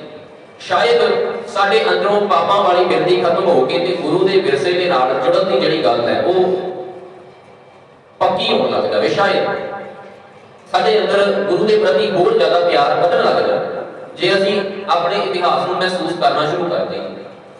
ਭਾਈ ਸਤੀ ਦਾਸ ਜੀ ਨੂੰ ਰੂੰ ਦੇ ਵਿੱਚ ਲਪੇਟਿਆ ਗਿਆ, ਰੂੰ ਦੇ ਵਿੱਚ ਲਪੇਟਿਆ ਗਿਆ, ਅੱਗ ਲਾ ਦਿੱਤੀ ਗਈ। ਰੂਹ ਦੇ ਵਿੱਚ ਜਿਉਂਦੇ ਬੰਦੇ ਨੂੰ ਲਪੇਟ ਕੇ ਅੱਗ ਲਾ ਦਿੱਤੀ ਗਈ। ਤੂੰ ਆਪਣਾ ਧਰਮ ਛੱਡ, ਤੈਨੂੰ ਆਪਣਾ ਧਰਮ ਰੱਖਣ ਦਾ ਹੱਕ ਨਹੀਂ ਹੈ। ਜਿਸ ਧਰਮ ਦਾ ਤੂੰ ਮੈਂਬਰ ਹੈ ਉਹ ਧਰਮ ਦਾ ਮੈਂਬਰ ਹੋਣ ਦਾ ਤੈਨੂੰ ਹੱਕ ਨਹੀਂ ਹੈ। ਜੇ ਨਹੀਂ ਛੱਡੇਗਾ ਤੇ ਸਾੜ ਦਿੱਤਾ ਜਾਵੇਗਾ, ਜਿਉਂਦਿਆਂ ਨੂੰ ਸਾੜ ਦਿੱਤਾ ਜਾਵੇਗਾ। ਹੁਣ ਇਹ ਤਿੰਨ ਸਿੱਖ ਜਿਹੜੇ ਸ਼ਹੀਦ ਕੀਤੇ ਗਏ ਨਾ, ਇਹਨਾਂ ਤਿੰਨਾਂ ਸਿੱਖਾਂ ਤੋਂ ਇਤਿਹਾਸਕਾਰ ਲਿਖਦਾ ਹੈ ਕਿ ਜਲਾਦ ਨੇ, ਮੌਕੇ ਤੇ ਕਾਜ਼ੀ ਨੇ ਆਖਰੀ ਇੱਛਾ ਪੁੱਛੀ, ਜੇ ਤੁਹਾਡੀ ਕੋਈ ਆਖਰੀ ਇੱਛਾ ਹੈ ਤਾਂ ਤੁਸੀਂ ਦੱਸ ਸਕਦੇ ਹੋ। ਲੱਗਦੀ ਵਾਰ ਜਲਾਦ, ਕਾਜ਼ੀ, ਔਰੰਗਜ਼ੇਬ ਜਾਂ ਉੱਥੇ ਖੜੇ ਸੈਨਿਕ ਜਿਹੜੇ ਹੈ ਉਹਨਾਂ ਨੇ ਸਾਰਾ ਜ਼ੋਰ ਲਾਇਆ ਤੇ ਕਿਤੇ ਨਾ ਕਿਤੇ ਸਾਨੂੰ ਮੌਕਾ ਮਿਲ ਜਾਵੇ। ਅਸੀਂ ਕੋਈ ਵੀ ਮੌਕਾ ਜਿਹੜਾ ਹੈ ਉਹ ਖੁਜਾਉਣਾ ਨਹੀਂ ਹੈ, ਸਾਨੂੰ ਮੌਕਾ ਮਿਲ ਜਾਵੇ। ਇਹਨਾਂ ਤਿੰਨਾਂ ਸਿੱਖਾਂ ਦੇ ਵਿੱਚੋਂ ਵੀ ਜੇ ਕੋਈ ਇੱਕ ਸਿੱਖ ਵੀ ਆਪਣਾ ਧਰਮ ਛੱਡ ਗਿਆ ਤੇ ਅਸੀਂ ਦੁਨੀਆ ਦੇ ਵਿੱਚ ਦੱਸਣ ਜੋਗੇ ਹੋ ਜਾਵਾਂਗੇ ਅਸੀਂ ਸਿੱਖਾਂ ਨੂੰ ਬੁਲਾ ਲਿਆ, ਅਸੀਂ ਸਿੱਖਾਂ ਨੂੰ ਝੁਕਾ ਲਿਆ, ਅਸੀਂ ਦੁਨੀਆ ਤੇ ਦੱਸਣ ਜੋਗੇ ਹੋ ਜਾਵਾਂਗੇ। ਪਰ ਇਹਨਾਂ ਤਿੰਨਾਂ ਸਿੱਖਾਂ ਦੀ ਆਖਰੀ ਇੱਛਾ ਇੱਕ ਹੀ ਸੀ। ਭਾਈ ਮਤੀ ਦਾਸ ਜੀ ਕਹਿ ਰਹੇ ਜਦੋਂ ਮੇਰੇ ਸਿਰ ਦੇ ਉੱਪਰ ਤੁਸੀਂ ਆਰਾ ਚਲਾਉਣਾ ਹੈ, ਜਦੋਂ ਮੇਰੇ ਸਿਰ ਦੇ ਉੱਪਰ ਤੁਸੀਂ ਆਰਾ ਚਲਾਉਣਾ ਹੈ, ਲੱਕੜ ਦੇ ਉੱਤੇ ਆਰਾ ਚੱਲਦਾ ਆਪਾਂ ਅਕਸਰ ਦੇਖਿਆ ਹੋਇਆ। ਲੱਕੜ ਨੂੰ ਦੋ ਹਿੱਸੇ ਕਰਕੇ ਰੱਖ ਦਿੰਦੇ, ਸਰੀਰ ਤੇ ਆਰਾ ਚੱਲਦਾ ਹੈ, ਮਾਸ ਤੇ ਆਰਾ ਚੱਲਦਾ ਹੈ, ਕਿਦਾਂ ਦਾ ਲੱਗੇਗਾ। ਪਰ ਭਾਈ ਮਤੀ ਦਾਸ ਜੀ ਨੂੰ ਕੋਈ ਡਰ, ਤੁਸੀਂ ਮੇਰੇ ਸਿਰ ਤੇ ਆਰਾ ਚਲਾਉਣਾ ਹੈ, ਮੇਰਾ ਮੂੰਹ ਉਸ ਪਿੰਜਰੇ ਵੱਲ ਕਰਦੇ ਹੋ ਜਿੱਥੇ ਗੁਰੂ ਤੇਗ ਬਹਾਦਰ ਸਾਹਿਬ ਜੀ ਨੂੰ ਕੈਦ ਕੀਤਾ ਹੋਇਆ। ਇੱਕੋ ਹੈ, ਤਿੰਨਾਂ ਸਿੱਖਾਂ ਦੀ ਇੱਕੋ ਹੀ ਆਖਰੀ ਇੱਛਾ ਹੈ। ਜਦੋਂ ਮੈਨੂੰ ਦੇਗ ਦੇ ਵਿੱਚ ਉਬਾਲਿਆ ਜਾਣਾ ਹੈ ਨਾ, ਦੇਗ ਦਾ ਮੂੰਹ ਉੱਧਰ ਕਰ ਦਿਓ ਜਿੱਧਰ ਗੁਰੂ ਤੇਗ ਬਹਾਦਰ ਸਾਹਿਬ ਦਾ ਪਿੰਜਰਾ ਹੈ। ਤਿੰਨਾਂ ਸਿੱਖਾਂ ਦੀ ਇੱਕ ਹੀ ਆਖਰੀ ਇੱਛਾ ਹੈ। ਔਰੰਗਜ਼ੇਬ ਦੇ ਹੰਕਾਰ ਨੂੰ ਸੱਟ ਵੱਜੀ ਹੈ। ਸੋਚਦਾ ਸੀ ਕਿ ਤਿੰਨਾਂ ਸਿੱਖਾਂ ਦੇ ਵਿੱਚੋਂ ਕੋਈ ਨਾ ਕੋਈ ਜਿਹੜਾ ਹੈ ਉਹ ਕਸ਼ਟ ਸਹਾਰਦਾ, ਮੁਆਫੀ ਮੰਗ ਕੇ ਝੁਕ ਜਾਵੇਗਾ, ਸੋਚਦਾ ਸੀ। ਪਰ ਨਹੀਂ, ਗੁਰੂ ਦੇ ਸਿੱਖ ਜਿਹੜੇ ਹੈ ਉਹ ਸਰੀਰ ਦੇ ਨਾਲ ਤੇ ਉਹਨਾਂ ਦਾ ਕੋਈ ਸੰਬੰਧ ਹੀ ਨਹੀਂ ਰਹਿ ਜਾਂਦਾ। ਗੁਰੂ ਤੇਗ ਬਹਾਦਰ ਸਾਹਿਬ ਜੀ ਉਹਨਾਂ ਦੇ ਸਾਹਮਣੇ ਜਦੋਂ ਤਿੰਨਾਂ ਸਿੱਖਾਂ ਨੂੰ ਸ਼ਹੀਦ ਕੀਤਾ ਗਿਆ, ਫਿਰ ਔਰੰਗਜ਼ੇਬ ਨੇ ਪੁੱਛਿਆ। ਹੁਣ ਇੱਥੇ ਗੁਰੂ ਪਿਆਰਿਓ ਬੇਨਤੀ ਕਰਦੇ ਹਾਂ, ਆਪਾਂ ਸੰਖੇਪ ਦੇ ਵਿੱਚ ਇਤਿਹਾਸ ਨੂੰ ਵਿਚਾਰ ਕੇ ਅੱਜ ਦੇ ਦਿਨ ਵੱਲ ਆਵਾਂਗੇ। ਗੁਰੂ ਤੇਗ ਬਹਾਦਰ ਸਾਹਿਬ ਨੂੰ ਪਿੰਜਰੇ ਦੇ ਵਿੱਚ ਕੈਦ ਕੀਤਾ ਗਿਆ, ਆਪਾਂ ਨੇ ਅਕਸਰ ਸੁਣਿਆ ਹੋਵੇਗਾ। ਪਰ ਉਹ ਪਿੰਜਰਾ ਹੈ ਕਿਦਾਂ ਦਾ ਇਹ ਆਪਾਂ ਬਹੁਤ ਘੱਟ ਪੜ੍ਹਿਆ ਜਾਂ ਸੁਣਿਆ। ਪਿੰਜਰਾ ਕਿਸ ਤਰ੍ਹਾਂ ਦਾ ਜਿਸ ਪਿੰਜਰੇ ਦੇ ਵਿੱਚ ਕੈਦ ਕੀਤਾ ਗਿਆ, ਕੇਵਲ ਲੋਹੇ ਦੀਆਂ ਸਲਾਖਾਂ ਹੀ ਨਹੀਂ ਹੈ, ਉਹਨਾਂ ਸਲਾਖਾਂ ਦੇ ਨਾਲ ਚਾਰੇ ਪਾਸਿਆਂ ਤੋਂ ਵਰਸ਼ੇ ਤਿੱਖੇ ਛੁਰੇ ਜਿਹੜੇ ਹੈ ਉਹ ਪਿੰਜਰੇ ਦੇ ਨਾਲ ਲਾਏ ਹੋਏ ਹੈ। ਮਾੜਾ ਜਿਹਾ ਬੰਦਾ ਇਧਰੋਂ ਉਧਰ ਨਹੀਂ ਹੋ ਸਕਦਾ। ਸਾਹਮਣੇ ਛੁਰਾ, ਦੋਨਾਂ ਸਾਈਡਾਂ ਤੇ ਛੁਰੇ ਲੱਗੇ ਹੋਏ, ਮਗਰ ਵੀ ਅੱਗੇ ਵੀ ਛੁਰੇ ਲੱਗੇ ਹੋਏ। ਥੋੜਾ ਜਿਹਾ ਵੀ ਬੰਦਾ ਇਧਰੋਂ ਉਧਰ ਨਹੀਂ ਹੋ ਸਕਦਾ। ਉਸ ਪਿੰਜਰੇ ਦੇ ਵਿੱਚ ਗੁਰੂ ਤੇਗ ਬਹਾਦਰ ਸਾਹਿਬ ਨੂੰ ਕੈਦ ਕੀਤਾ ਗਿਆ। ਔਰੰਗਜ਼ੇਬ ਨੇ ਫਿਰ ਪੁੱਛਿਆ ਕਿ ਸ਼ਾਇਦ ਹੁਣੀ ਤਿਆਰ ਹੋ ਕੇ ਤਿੰਨਾਂ ਬੰਦਿਆਂ ਨੂੰ ਇਹਨਾਂ ਦੀਆਂ ਅੱਖਾਂ ਦੇ ਸਾਹਮਣੇ ਤਸ਼ੱਦਦ ਕਰ ਕਰਕੇ ਜਿਹੜਾ ਉਹ ਕੇ ਸ਼ਹੀਦ ਕੀਤਾ, ਸ਼ਾਇਦ ਹੁਣੀ ਥੋੜਾ ਜਿਹਾ ਡਰੇ ਹੋਣ। ਪੁੱਛਿਆ ਕੀ ਵਿਚਾਰ ਹੈ। ਤਿੰਨ ਸ਼ਰਤਾਂ ਨੇ, ਜਾਂ ਕਰਾਮਾਤ ਦਿਖਾਓ, ਜਾਂ ਧਰਮ ਛੱਡ ਦਿਓ, ਜਾਂ ਮਰਨ ਲਈ ਤਿਆਰ ਹੋ ਜਾਓ। ਗੁਰੂ ਸਾਹਿਬ ਕਹਿੰਦੇ ਕਰਾਮਾਤ ਕਹਿ ਦਾ ਨਾਮ ਹੈ, ਕਰਾਮਾਤ ਹੋਰ ਸਵਾਦ ਹੈ, ਰਿੱਧ ਸਿੱਧ ਅਮਰਾ ਸਾਧ, ਇਹ ਹੋਰ ਸਵਾਦ ਹੈ। ਇਹ ਸਵਾਦ ਜਿਹੜਾ ਇਹ ਗੁਰਮਤਿ ਦੇ ਦਾਇਰੇ ਦੇ ਵਿੱਚ ਪ੍ਰਵਾਨ ਹੀ ਨਹੀਂ ਹੈ। ਤੇ ਧਰਮ ਛੱਡਣਾ ਇਹ ਤਾਂ ਤੂੰ ਭੁੱਲ ਹੀ ਜਾ। ਤੀਸਰੀ ਜਿਹੜੀ ਤੇਰੀ ਸ਼ਰਤ ਹੈ, ਉਹ ਤੂੰ ਜੋ ਕਰਨਾ ਚਾਹੁੰਦਾ ਹੈ ਉਹ ਕਰ ਲੈ, ਤੇਰੇ ਹੱਥ ਰਾਜ ਹੈ, ਤੇਰੇ ਹੱਥ ਤਾਕਤ ਹੈ। ਇਸ ਤਰ੍ਹਾਂ ਗੁਰੂ ਤੇਗ ਬਹਾਦਰ ਸਾਹਿਬ ਜੀ ਦੀ ਸ਼ਹੀਦੀ, ਉਸ ਤੋਂ ਬਾਅਦ ਗੁਰੂ ਗੋਬਿੰਦ ਸਿੰਘ ਸਾਹਿਬ ਜੀ ਦੇ ਜੀਵਨ ਦੇ ਵਿੱਚ ਭੰਗਾਣੀ ਦਾ ਪਹਾੜੀ ਰਾਜਿਆਂ ਦੇ ਨਾਲ ਹੋਈਆਂ ਲੜਾਈਆਂ, ਇਸ ਸਾਰੇ ਆਲੇ ਦੁਆਲੇ ਵਾਤਾਵਰਣ ਦੇ ਸਾਰੇ ਸਿਸਟਮ ਦੇ ਵਿੱਚੋਂ ਨਿਕਲ ਕੇ ਅੱਜ ਦਾ ਜਿਹੜਾ ਦਿਨ ਹੈ ਉਹ ਪ੍ਰਗਟ ਹੁੰਦਾ ਹੈ। ਕਿਉਂਕਿ ਗੁਰੂ ਸਾਹਿਬ ਦੇ ਸਾਹਮਣੇ ਇਹ ਗੱਲਾਂ ਜਿਹੜੀਆਂ ਉਹ ਲੋਕਾਂ ਦੇ ਕੋਲੋਂ ਸੁਣੀਆਂ ਜਾਂਦੀਆਂ ਨਹੀਂ ਕਿ ਕਾਮ ਹਮਾਰਾ ਦੋਨੋਂ ਤਕੜੀ, नंगी कट कपिल ने पकड़ी चिड़ी उड़े डर से मर जाऊं, मुगलों से कैसे लड़ पाऊं। लोग ਜਿਹੜੇ ਇੰਨੇ ਜ਼ਿਆਦਾ ਡਰੇ ਹੋਏ ਆ, ਉਹ ਕਹਿੰਦੇ ਸਾਨੂੰ ਤੇ ਕੰਨ ਫੜਨ ਲੱਗਿਆ ਵੀ ਡਰ ਲੱਗਦਾ, ਕੰਨ ਫੜਨ ਲੱਗਿਆ ਵੀ ਡਰ ਲੱਗਦਾ ਹੈ। ਚਿੜੀ ਦੀ ਆਵਾਜ਼ ਸੁਣ ਕੇ ਸਾਨੂੰ ਡਰ ਲੱਗ ਜਾਂਦਾ ਹੈ। ਅਸੀਂ ਮੁਗਲਾਂ ਦੇ ਨਾਲ ਕਿਵੇਂ ਲੜੀਏ, ਅਸੀਂ ਬਾਦਸ਼ਾਹਾਂ ਦੇ ਨਾਲ, ਰਾਜਿਆਂ ਦੇ ਨਾਲ ਕਿਵੇਂ ਲੜੀਏ। साडे च इन्नी हिम्मत ही नहीं है। वो लोग अज का दिन आया, इतिहासकार वख-वख इतिहासकारां ने वख-वख गिणती लिखी कि वड्डी गिणती दे विच कई हज़ार लाख की गिणती दे विच जिहड़ा है लोग आनंदपुर की धरती ते इकट्ठे हुए, क्योंकि गुरु साहिब ने वख-वख दूर दराडियां तक हुक्मनामे सिखां दे हत्थ भेजे सी। अज दे दिन सारे सिख जगत नूं इकट्ठा होने का संदेश जिहड़ा गुरु साहिब ने दिता है। वड्डी गिणती दे विच लोग इकट्ठे हुए। संखेप रूप दे विच आपां विचार करिए, गुरु साहिब ने इतिहासकार के लिखण अनुसार बयान दे विचों किरपान कढ के एक सीस की मंग की। इत्थे वख-वख इतिहासकारां दी वख-वख मत है। खैर आपां जिहड़ा मुख संदेश है ना, सानू संदेश की मिल रहा है, आपां वो विचार करें। वैसाख सुहावा तां लगे जां संत भेटै हर सोई, आपां नूं संदेश की मिल रही है। इन्नी वड्डी गिणती दे विचों पंज जिहड़े है वो नितर के आउंदे हैं, पंज जिहड़े है वो नितर के आउंदे हैं। गुरु साहिब म्यान दे विचों किरपान कढ के ये गल कहते हैं, आप थां थां ते गर्दन झुकावण वाले आ, अज मैं तेरी अणख नूं मगरूर हुंदा देखना है, तेरे पैरां विच हिमालया नूं भी चूरो चूर हुंदा देखना है। रख देवेगा सीस से मेरी किरपान दे। कवि कहता है, अमर रहिंदियां जग ते वो कौमां वीर जिन्हां दे घालां घाड़दे, छन्ने कोबरी दे फड़ के बुत जिसदे अपनी कौम नूं अमृत प्यालदे। पंज जिहड़े है वो नितर के है, भाई दया राम, भाई धर्मचंद, भाई हिम्मत राय, भाई गोगम चंद ते भाई साहिब राय। इन्हां पंजां नूं खंडे बाटे की पहुंच छुपा के गुरु साहिब ने भाई दया सिंह, भाई धर्म सिंह, भाई हिम्मत सिंह, भाई गोगम सिंह ते भाई साहिब सिंह बनाए। ये अज का दिन जिहड़ा है वो इस तरह समाज दे विच अगे जाके प्रगट होता है। जिहड़े कहते सी काम हमारा दोनों तकड़ी, नंगी करत कभी नहीं पकड़ी, जिहड़े उन्हें डर से मर जाओ मुगलों से कैसे लड़ता, वही जिहड़े है वो समा पा के फिर गुरु साहिब की ऐसी संगत हुई, वैसाख सुहावा तां लगे जां संत भेटै हर सोई। वही लोग वही खालसा पंथ के मैंबर बनने तो बाद जिहड़े वो इदां कहण लगे, गिੱਜਿਆਂ ते टंग ते गट बंद बंदते, भट्टियां झोंकते आरियां नूं सौंपदे, मेरी जवानी पढ़ के मेरी जवानी पढ़ के गावेगी इको रावणी कि धर्म पिछे मरण विच दशमेश दे दुलारियां दी जिंद लई सकून है। कोई जुल्म कोई सितम सानू झुका सकदा नहीं, सानू मिटा सकदा नहीं, अजे तां साडीआं रगां विच गुरु कलगी करदा है। वही लोग जिहड़े इस तरह बोलण लग जाए। देखो जीवन दे विच बदलाव तब्दीली किदां दी आ गई।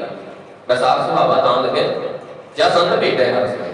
जदों असीं गुणां दी सांझ पा लईए ते साडा जीवन जिहड़ा वो अपने आप सानू सोहना लगण लग जांदा। नहीं ते अज असीं अंदरों अंदर ही सारे जिहड़े हो किते ना किते दुखी होए बैठे हैं, अंदरों अंदर ही सारे खिंची जा रहे हैं। हर बंदा जिहड़ा वो सफलता प्राप्त करने की दौड़ दे विच इन्ना ज़्यादा दौड़ रहा है कि वो अपना आप को भुल बैठे, वो अपनी जीवन को जीवना भुल चुके हैं, जिंदगी असीं कट्टी जा रहे हैं। सतगुरु जी शब्द दी पहली तुकां विच फरमा रहे हैं, वैसाख तीरन क्यों वाटिया जिना प्रेम विशो हर साजन पुरख विसार कै लगी माया तो। फसल जिहड़ी है वो जिन्ना चिर अपनी जड़ दे नाल है उसका कोई वजूद है। हरी फसल तो उसकी जड़ तो अलग कर दईए वो सुक जाएगी पर वो दाने नहीं दे पावेगी। सतगुरु जी समझा रहे हैं सानू माया की तो माया की खिच इन्नी ज्यादा लगी हुई है कि सानू अकाल पुरख जिहड़ा है वो विसर गया, सानू परमात्मा जिहड़ा वो विसर गया, असीं अपनी जड़ां दे नालों टुट गए। अज जे साडे बच्चे विरसे दे नाल नहीं जुड़ रहे ते की कारण है? क्योंकि असीं खुद ही जड़ दे नालों टुटे होए, साडे बच्चे किवें विरसे नाल जुड़ जाणगे? असीं आप ही जड़ दे नालों टुटे होए। गुरबाणी दा फरमान है, पहिलों दे जड़ अंदर जम्मै तां ही उपर होवै छाओ। पहला जिहड़ा बीज है वो जड़ नूं पैदा करदा है तां ही रुख जिहड़ा वो शानदार हुंदा है। जड़ दे नालों वखरा होया रुख जिहड़ा वो सुक जाया करदा है। जे अज असीं सुकदे जा रहे हैं, जे किते साडा जीवन सुकदा जा रहा मुरझा रहा है ते इह गल पक्की है कि असीं जड़ दे नालों वख है। सानू अपना संबंध जड़ दे नाल बनाउणा पवेगा। पुत्र कलंदर ना संग धना हरे अविनाशीओ पलच पलच सगली होई झूठै धंधे को। सतगुरु जी समझा रहे कि जिस माया दे विच तू जिहड़े रिश्तियां दे करके गवाच गए, तू अपना आप जिहड़े रिश्तियां दे करके भुल गए है, माया दे विच गवाच गए। माया का भाव ही धोखा है, माया का तो अर्थ ही छलावा है। ते छलावा जिहड़ा है वो छड़िया करता है, धोखा जिहड़ा है वो सानू लुटिया ही करता है। ते जिहड़े रिश्तियां दे करके तू गवाचिया फिरदा है, उन्हां चों कोई भी रिश्ता जिहड़ा है अखीर समय तेरे सहाई होने वाला नहीं, एक अकाल पुरख का नाम है जिहड़ा सहाई होने वाला। इस करके तू झूठे धंधियां दे विच ना गवाच।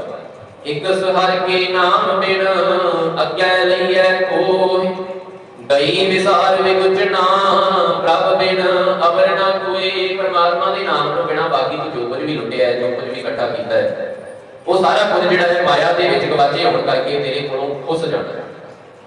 जिहड़ी माया दे मगर लग के, जिहड़ी माया दे जाल दे विच फस के तू अपना सुख चैन आनंद सारा कुछ भुल के खिंचदा पिया है, लगातार तड़पदा पिया है होर इकट्ठी करने लई, होर प्राप्त करने लई। वो सारियां प्राप्तियां जिहड़ियां जे तेरे कोल शांति नहीं, जे तैनूं अकल ही नहीं उन्हां नूं वरतण दी, ते उत्ते अपने आप ही खत्म हो जाणा। जे तैनूं अकल नहीं है, जे समझ नहीं है, सतगुरु जी समझा रहे हैं कि एक परमात्मा तो बिना जिसनूं विसार के तू तड़पदा पिया है, जिसनूं भुल के तैनूं भटकना ही मिल रही है, उस तो बिना होर कोई सहाय होने वाला नहीं। प्रीतम चरनी जो लगे तिनकी निर्मल सोए, नानक की प्रभ बेनती प्रभ मिलो प्राप्त हुए। प्रीतम चरनी जो लगे तिनकी निर्मल सोए। जेड़े प्रीतम दे परमात्मा दे चरनी लग जाते हैं, जेड़े परमात्मा दे चरनी लग जाते हैं, सतगुरु जी समझा रहे उन्हां दी सोए, उन्हां दी वडियाई, उन्हां दी इज्जत जिहड़ी है वो निर्मल हो जाती है, संसार दे अटल हो जाती है, उन्हां दी वडियाई अटल हो जाती है। दुनिया के लोग ये गल कहते हैं कि जे दुनिया की शांति, दुनिया के विच तरक्की, दुनिया के विच खुशियां चाहिए तो दुनिया का कानून जिहड़ा है वो गुरु ग्रंथ साहिब बना देना। ये दुनिया के लोग कहते हैं, केवल सिख ही नहीं कह रहे। क्यों? क्योंकि गुरु ग्रंथ साहिब जी की जिहड़ी विचारधारा है ना, जिहड़ा सिद्धांत है, वो किसी एक धड़े का नहीं, किसी एक धड़े की गल ही नहीं करता, किसी एक धड़े की, किसी एक भाषा की गल नहीं करता। गुरु प्यारिओ, हैरानी होती है जब ये गल गुरबाणी को पढ़ते हैं, ये गल पता लगती है कि गुरु ग्रंथ साहिब जी की जिहड़ी बाणी है ना 16 भाषावां दे विच दर्ज है। अज एक भाषा जिहड़ी है वो बच्चों को असीं सिखाउणी होती है, हाईलाइट बच्चे करते हैं, दिन रात दा नींदरा जिहड़ा भुल जाते हैं, अखां ते मोटियां ऐनकां भी लग जांदियां, सुख चैन टिका खाना पीना सारा कुछ भुल के ते फिर जाके जिहड़ा है वो 7 7.5 बैंड विचारे लै पाउंदे हैं। एक भाषा नूं सिੱਖਣ ਲੱਗਿਆਂ कितना कुछ करना पड़ता है। पर गुरु ग्रंथ साहिब जी की बाणी 16 भाषावां दे विच दर्ज है। हुण 16 भाषावां नूं रचण वाले जिहड़े है वो किन्ने वड्डे ज्ञानी होणगे, किन्ने वड्डे ज्ञानी होणगे। ये जिहड़ा पग है, ये पग सानूं पढ़ाया नहीं जांदा, सानूं किसी ने नहीं पढ़ाया, सानूं केवल गुरु साहिबां नूं नाम जपदे दिखाया गया है ते नाम जपण दे अर्थ भी कुछ होर ही कीते गए। सानू केवल ते केवल भगत जना नूं कोई ना कोई करामात, कोई ना कोई शक्ति जी दिखा के ते लोकां नूं अपने वल करदे दिखाया गया है। पर भगत साहिबान इन्ने वड्डे वड्डे ज्ञानी सन, सानू ये दस्सिया नहीं जाता। गुरु साहिब इन्ने वड्डे ज्ञानी है। इथों तक गुरु नानक साहिब श्रीलंका दे विच जांदे ते उन्हां लोकां दी भाषा वरतदे, सिंघाली भाषा वरतदे गुरु नानक साहिब। गाशो पुत्री राजकुमार, ये शब्द सिंघाली भाषा दे, श्रीलंका दी भाषा दे विच है। गुरु साहिब जिथे भी जाते हैं उन्होंने लोगों की भाषा वरतते। श्री संस्कृत भाषा के विच गुरबाणी दर्ज की गई है। गुरु ग्रंथ साहिब के विच मराठी भाषा के विच शब्द दर्ज है। भगत जयदेव जी का पता पढ़ के देखो।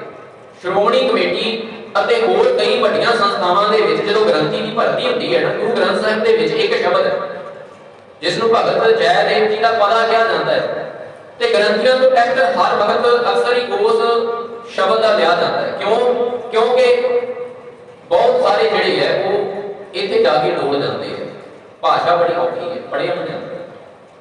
परमात्मक मनोगमन सत आप भाव रतन परमन भोतन परकृत परम जद चित सर्वगतन केवल राम नाम डोरमन। सारी दुनिया का मुੱਢ जिहड़ा है वो एक ही है। सारी दुनिया को बनाने वाला चलाने वाला एक ही है। विचारधारा वही है। ਵੱਖ-ਵੱਖ ਭਾਸ਼ਾਵਾਂ ਦੇ ਵਿੱਚ ਜਿੱਥੇ ਵੀ ਗੁਰੂ ਸਾਹਿਬ ਭਗਤ ਸਾਹਿਬ ਜਾਂਦੇ ਨੇ, ਜਿਹੜੇ ਇਲਾਕਿਆਂ ਦੇ ਲੋਕਾਂ ਨੂੰ ਸਮਝਾਉਣਾ ਸੀ, ਉਹਨਾਂ ਲੋਕਾਂ ਦੇ ਉਹਨਾਂ ਇਲਾਕਿਆਂ ਦੇ ਲੋਕਾਂ ਦੀ ਭਾਸ਼ਾ ਗੁਰੂ ਸਾਹਿਬ ਨੇ ਬਾਣੀ ਦੇ ਵਿੱਚ ਵਰਤੀ ਹੈ। ਲਹਿੰਦੀ ਪੰਜਾਬੀ, ਪੰਜਾਬੀ ਵੱਖ-ਵੱਖ ਭਾਸ਼ਾ, ਪੰਜਾਬੀ ਦੇ ਵੱਖ-ਵੱਖ ਤਰ੍ਹਾਂ ਦੇ ਸ਼ਬਦ ਹੈ ਸਾਡੇ ਪੰਜਾਬ ਦੇ ਵਿੱਚ ਤੇ ਗੁਰੂ ਸਾਹਿਬ ਨੇ ਵੱਖ-ਵੱਖ ਤਰ੍ਹਾਂ ਦੀ ਵਰਤੇ ਹੈ। ਜੇ ਦੱਖਣ ਦੇ ਇਲਾਕਿਆਂ ਦੇ ਵਿੱਚ ਜਾਂਦੇ ਤੇ ਦੱਖਣੀ ਬਾਣੀ, ਦੱਖਣ ਦੀ ਭਾਸ਼ਾ ਦੇ ਵਿੱਚ, ਤਾਂ ਕਰਕੇ ਦੁਨੀਆ ਦੇ ਲੋਕ ਇਹ ਗੱਲ ਕਹਿਣ ਲਈ ਮਜਬੂਰ ਹੈ ਕਿ ਜੇ ਸਾਨੂੰ ਦੁਨੀਆ ਦੇ ਵਿੱਚ ਏਕਤਾ, ਸ਼ਾਂਤੀ, ਖੁਸ਼ੀਆਂ ਚਾਹੀਦੀ, ਤਰੱਕੀ ਚਾਹੀਦੀ, ਤੇ ਸਾਨੂੰ ਕਾਨੂੰਨ ਜਿਹੜਾ ਉਹ ਗੁਰੂ ਗ੍ਰੰਥ ਸਾਹਿਬ ਨੂੰ ਬਣਾ ਲੈਣਾ ਚਾਹੀਦਾ ਹੈ। ਜਿਹੜਾ ਕੋਈ ਵੀ ਬੰਦਾ ਗੁਰੂ ਗ੍ਰੰਥ ਸਾਹਿਬ ਦੀ ਬਾਣੀ ਨੂੰ ਇੱਕ ਵਾਰ ਪੜ੍ਹਦਾ, ਉਸ ਦਾ ਵਾਰ-ਵਾਰ ਪੜ੍ਹਨ ਨੂੰ ਜ਼ਰੂਰ ਜੀ ਕਰਦਾ ਹੈ, ਵਿਚਾਰਨ ਨੂੰ ਜ਼ਰੂਰ ਜੀ ਕਰਦਾ ਹੈ। ਇਹ ਮੈਂ ਨਹੀਂ ਕਹਿ ਰਿਹਾ, ਇਹ ਹਰ ਉਹ ਬੰਦਾ ਇਹ ਗੱਲ ਲਿਖਣ ਲਈ ਮਜਬੂਰ ਹੋਇਆ ਜਿਹਨੇ ਇੱਕ ਵਾਰ ਗੁਰੂ ਗ੍ਰੰਥ ਸਾਹਿਬ ਦੀ ਬਾਣੀ ਨੂੰ ਪੜ੍ਹਿਆ। ਉਹ ਭਾਵੇਂ ਕੋਈ ਅੰਗਰੇਜ਼ ਹੈ, ਭਾਵੇਂ ਕੋਈ ਮੁਸਲਮਾਨ ਹੈ, ਭਾਵੇਂ ਕੋਈ ਵੀ ਹੈ, ਜਿਹਨੇ ਇੱਕ ਵਾਰ ਬਾਣੀ ਨੂੰ ਪੜ੍ਹਿਆ ਹੈ ਨਾ, ਉਸਨੇ ਇਹ ਗੱਲ ਜ਼ਰੂਰ ਲਿਖੀ ਹੈ ਕਿ ਮੇਰਾ ਬਾਰ-ਬਾਰ ਪੜ੍ਹਨ ਨੂੰ ਜੀ ਕਰਦਾ। ਤੇ ਕਿਉਂ ਜੀ ਕਰਦਾ, ਇਹ ਵੀ ਗੱਲ ਲਿਖੀ ਹੈ।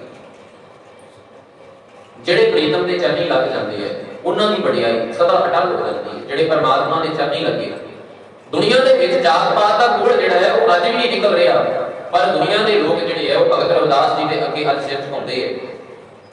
ਆਪਣੇ ਆਪ ਨੂੰ ਜਾਤ ਦੇ ਹੰਕਾਰ ਦੇ ਵਿੱਚ ਗਵਾ ਕੇ, ਜਿਹੜੇ ਜਾਤ ਦੇ ਹੰਕਾਰ ਦੇ ਵਿੱਚ ਧੌਣਾ ਉੱਚੀਆਂ ਕਰ ਕਰਕੇ ਸਮਾਜ ਦੇ ਵਿੱਚ ਵਿਚਰਦੇ ਆ ਨਾ ਜਿਹੜੇ ਲੋਕ, ਉਹ ਵੀ ਜਦੋਂ ਗੁਰਦੁਆਰੇ ਆਉਂਦੇ ਆ ਤੇ ਗੁਰੂ ਗ੍ਰੰਥ ਸਾਹਿਬ ਦੇ ਅੱਗੇ ਉਹ ਵੀ ਮੱਥਾ ਟੇਕਦੇ ਆ, ਉਹ ਵੀ ਮੱਥਾ ਟੇਕਦੇ ਆ। ਕਿਉਂ? ਪ੍ਰੀਤਮ ਚਰਨੀ ਜੋ ਲੱਗੇ ਤਿਲਕੀ ਨਿਰਮਲ ਸੋਏ। ਜਿਹੜੇ ਪਰਮਾਤਮਾ ਦੇ ਚਰਨੀ ਲੱਗ ਗਏ, ਉਹਨਾਂ ਦੀ ਵਡਿਆਈ ਅਟੱਲ ਹੋ ਜਾਂਦੀ ਹੈ। ਤਾਂ ਤੇ ਸਤਿਗੁਰੂ ਜੀ ਸਮਝਾ ਰਹੇ ਹੈ ਕਿ ਸਾਨੂੰ ਪਰਮਾਤਮਾ ਦੇ ਅੱਗੇ ਇਹ ਅਰਦਾਸ, ਇਹ ਬੇਨਤੀ ਕਰਨੀ ਚਾਹੀਦੀ ਹੈ ਕਿ ਅਸੀਂ ਮਾਇਆ ਪਦਾਰਥਾਂ ਦੀ ਦੌੜ ਦੇ ਵਿੱਚ ਆਪਣੇ ਅੰਦਰ ਦੀ ਸ਼ਾਂਤੀ ਗਵਾਉਣ ਦੀ ਬਜਾਏ ਅਸੀਂ ਪਰਮਾਤਮਾ ਤੋਂ ਕੀ ਮੰਗੀਏ। ਸਤਿਗੁਰੂ ਜੀ ਸਮਝਾ ਰਹੇ, ਮੇਰੀ ਤੇ ਪਰਮਾਤਮਾ ਦੇ ਅੱਗੇ ਇੱਕ ਹੀ ਬੇਨਤੀ ਹੈ, ਨਾਨਕ ਕੀ ਪ੍ਰਭ ਬੇਨਤੀ ਪ੍ਰਭ ਮਿਲੋ ਪ੍ਰਾਪਤ ਹੋਏ। ਮੇਰੀ ਤੇ ਇੱਕ ਬੇਨਤੀ ਹੈ, ਇਹ ਪਰਮਾਤਮਾ ਕਿਰਪਾ ਕਰੋ, ਤੁਸੀਂ ਮੈਨੂੰ ਮਿਲ ਜਾਓ, ਤੁਸੀਂ ਮੈਨੂੰ ਮਿਲ ਜਾਓ। ਮੈਂ ਅਕਸਰ ਬੇਨਤੀ ਕਰਦਾ ਹਾਂ ਗੁਰੂ ਪਿਆਰੇ, ਅਸੀਂ ਗੁਰਦੁਆਰੇ ਆ ਕੇ ਗੁਰੂ ਤੋਂ, ਰੱਬ ਤੋਂ ਅਸੀਂ ਧੀਆਂ ਪੁੱਤਰ ਮੰਗਦੇ, ਮੁਆਫ ਕਰਨਾ, ਧੀਆਂ ਨਹੀਂ ਪੁੱਤਰ ਹੀ ਮੰਗਦੇ, ਪੁੱਤਰ ਹੀ ਮੰਗਦੇ, ਧੀਆਂ ਕੌਣ ਮੰਗਦਾ? ਕੌਣ ਮੰਗਦਾ ਧੀਆਂ? ਕੋਈ ਨਹੀਂ ਮੰਗਦਾ। ਖੈਰ, ਅਸੀਂ ਗੁਰੂ ਤੋਂ, ਰੱਬ ਤੋਂ ਪੁੱਤਰ ਮੰਗਦੇ, ਅਸੀਂ ਗੁਰੂ ਤੋਂ, ਰੱਬ ਤੋਂ ਕੋਟੀਆਂ ਕਾਰਾਂ ਮੰਗਦੇ, ਅਸੀਂ ਗੁਰੂ ਤੋਂ, ਰੱਬ ਤੋਂ ਸੁੱਖਾਂ ਦੇ ਸਾਧਨ ਮੰਗਦੇ ਹਾਂ। ਪਰ ਗੁਰੂ ਸਾਹਿਬ ਕਹਿੰਦੇ ਹੈ ਕਿ ਮੈਂ ਰੱਬ ਤੋਂ ਰੱਬ ਨੂੰ ਹੀ ਮੰਗ ਰਹੀ ਹਾਂ, ਮੈਂ ਰੱਬ ਕੋਲੋਂ ਰੱਬ ਨੂੰ ਹੀ ਮੰਗ ਰਹੀ ਹਾਂ। ਹੁਣ ਕੀ ਕਰਦੇ? ਇੱਕ ਮੰਤਰੀ ਹੈ, ਖਜ਼ਾਨਾ ਮੰਤਰੀ ਹੈ ਦੇਸ਼ ਦਾ, ਉਸਦੇ ਤੱਕ ਅਸੀਂ ਅਰਜ਼ੀ ਪਹੁੰਚਾਈਏ, ਆਵਾਜ਼ ਪਹੁੰਚਾਈਏ, ਕੋਈ ਬੰਦਾ ਉਸਦੇ ਤੱਕ ਅਰਜ਼ੀ ਪਹੁੰਚਾਵੇ, ਆਵਾਜ਼ ਪਹੁੰਚਾਵੇ, ਸਾਡੇ ਪਿੰਡ ਦੀ ਹਾਲਤ ਬੜੀ ਮਾੜੀ ਹੈ, ਸਾਡੇ ਇਲਾਕੇ ਦੀ ਸਿੱਖਿਆ ਦੀ ਹਾਲਤ ਬੜੀ ਮਾੜੀ ਹੈ, ਇਸ 'ਚ ਸੁਧਾਰ ਹੋਣਾ ਚਾਹੀਦਾ। ਜੋ ਜੋ ਲੋੜਾਂ ਹੈ ਉਹ ਲੋੜਾਂ ਜਾ ਕੇ ਗਿਣਾ। ਸਿੱਖਿਆ ਮੰਤਰੀ ਦੀ ਆਪਣੀ ਮਰਜ਼ੀ, ਉਹਨੇ ਕਿਹੜੀਆਂ ਲੋੜਾਂ ਪੂਰੀਆਂ ਕਰਨੀਆਂ ਤੇ ਕਿਹੜੀਆਂ ਨਹੀਂ ਕਰਨੀਆਂ। ਪਰ ਜੇ ਕੋਈ ਬੰਦਾ ਉਸੇ ਇਲਾਕੇ ਦਾ ਕੋਈ ਬੰਦਾ ਕਹੇ ਕਿ ਮੈਂ ਤਾਂ ਸਿੱਖਿਆ ਮੰਤਰੀ ਹੀ ਬਣ ਜਾਵਾਂ, ਮੈਂ ਸਿੱਖਿਆ ਮੰਤਰੀ ਹੀ ਬਣ ਜਾਵਾਂ, ਜਾਂ ਜਿਹੜੇ ਘਰ ਦਾ, ਜਿਹੜੇ ਪਰਿਵਾਰ ਦਾ ਆਪਦਾ ਸਿੱਖਿਆ ਮੰਤਰੀ ਹੋਵੇ, ਜਿਹੜੇ ਪਰਿਵਾਰ ਦਾ ਆਪਦਾ ਖਜ਼ਾਨਾ ਮੰਤਰੀ ਹੋਵੇ, ਉਸ ਨੂੰ ਖਜ਼ਾਨੇ ਦੀ ਕੀ ਥੋੜ ਹੈ? ਕਦੀ ਉਸ ਦੇ ਘਰ ਦੇ ਵਿੱਚ ਥੋੜੀ ਪੈਸੇ ਦੀ ਥੋੜ ਆਵੇਗੀ, ਉਹਨੇ ਇਧਰੋਂ ਉਧਰੋਂ ਕੋਈ ਨਾ ਕੋਈ ਤਰੀਕਾ ਵਰਤ ਕੇ ਜਿਹੜਾ ਹੈ ਉਹ ਪੈਸਾ ਦਿਖਾ ਕੇ ਕਿਤੇ ਹੋਰ ਤੇ ਲੈ ਕੇ ਆਪਣੇ ਘਰੇ ਚਲੇ ਜਾਣਾ, ਦਿਖਾਉਣਾ ਕਿਤੇ ਹੋਰ ਹੈ, ਕਿਤੇ ਉੱਤੇ ਹੈ, ਤੇ ਲੈ ਕੇ ਆਪਣੇ ਘਰੇ ਚਲੇ ਜਾਣਾ। ਹੁਣ ਆਪਾਂ ਇਸ ਤਰ੍ਹਾਂ ਸਮਝ ਲਈਏ ਕਿ ਪਰਮਾਤਮਾ ਜਿਹੜਾ ਹੈ ਉਹ ਸਾਰੇ ਸੁੱਖਾਂ ਦਾ ਖਜ਼ਾਨਾ ਹੈ, ਸਾਰੇ ਸੁੱਖ ਸਾਨੂੰ ਪਰਮਾਤਮਾ ਤੋਂ ਮਿਲ ਸਕਦੇ ਆ, ਅਸੀਂ ਮੰਗਦੇ ਹਾਂ, ਸਾਡੀ ਸ਼ਰਧਾ ਹੈ ਕਿ ਪਰਮਾਤਮਾ ਤੋਂ ਸਾਨੂੰ ਸਾਰੇ ਸੁੱਖ ਮਿਲਦੇ ਆ, ਇਹ ਸ਼ਰਧਾ ਹੈ। ਤੇ ਜੇ ਅਸੀਂ ਪਰਮਾਤਮਾ ਤੋਂ ਪਰਮਾਤਮਾ ਨੂੰ ਹੀ ਮੰਗ ਲਈਏ ਤੇ ਸਾਰੇ ਸੁੱਖ ਆਪਣੇ ਆਪ ਸਾਡੇ ਆਪਣੇ।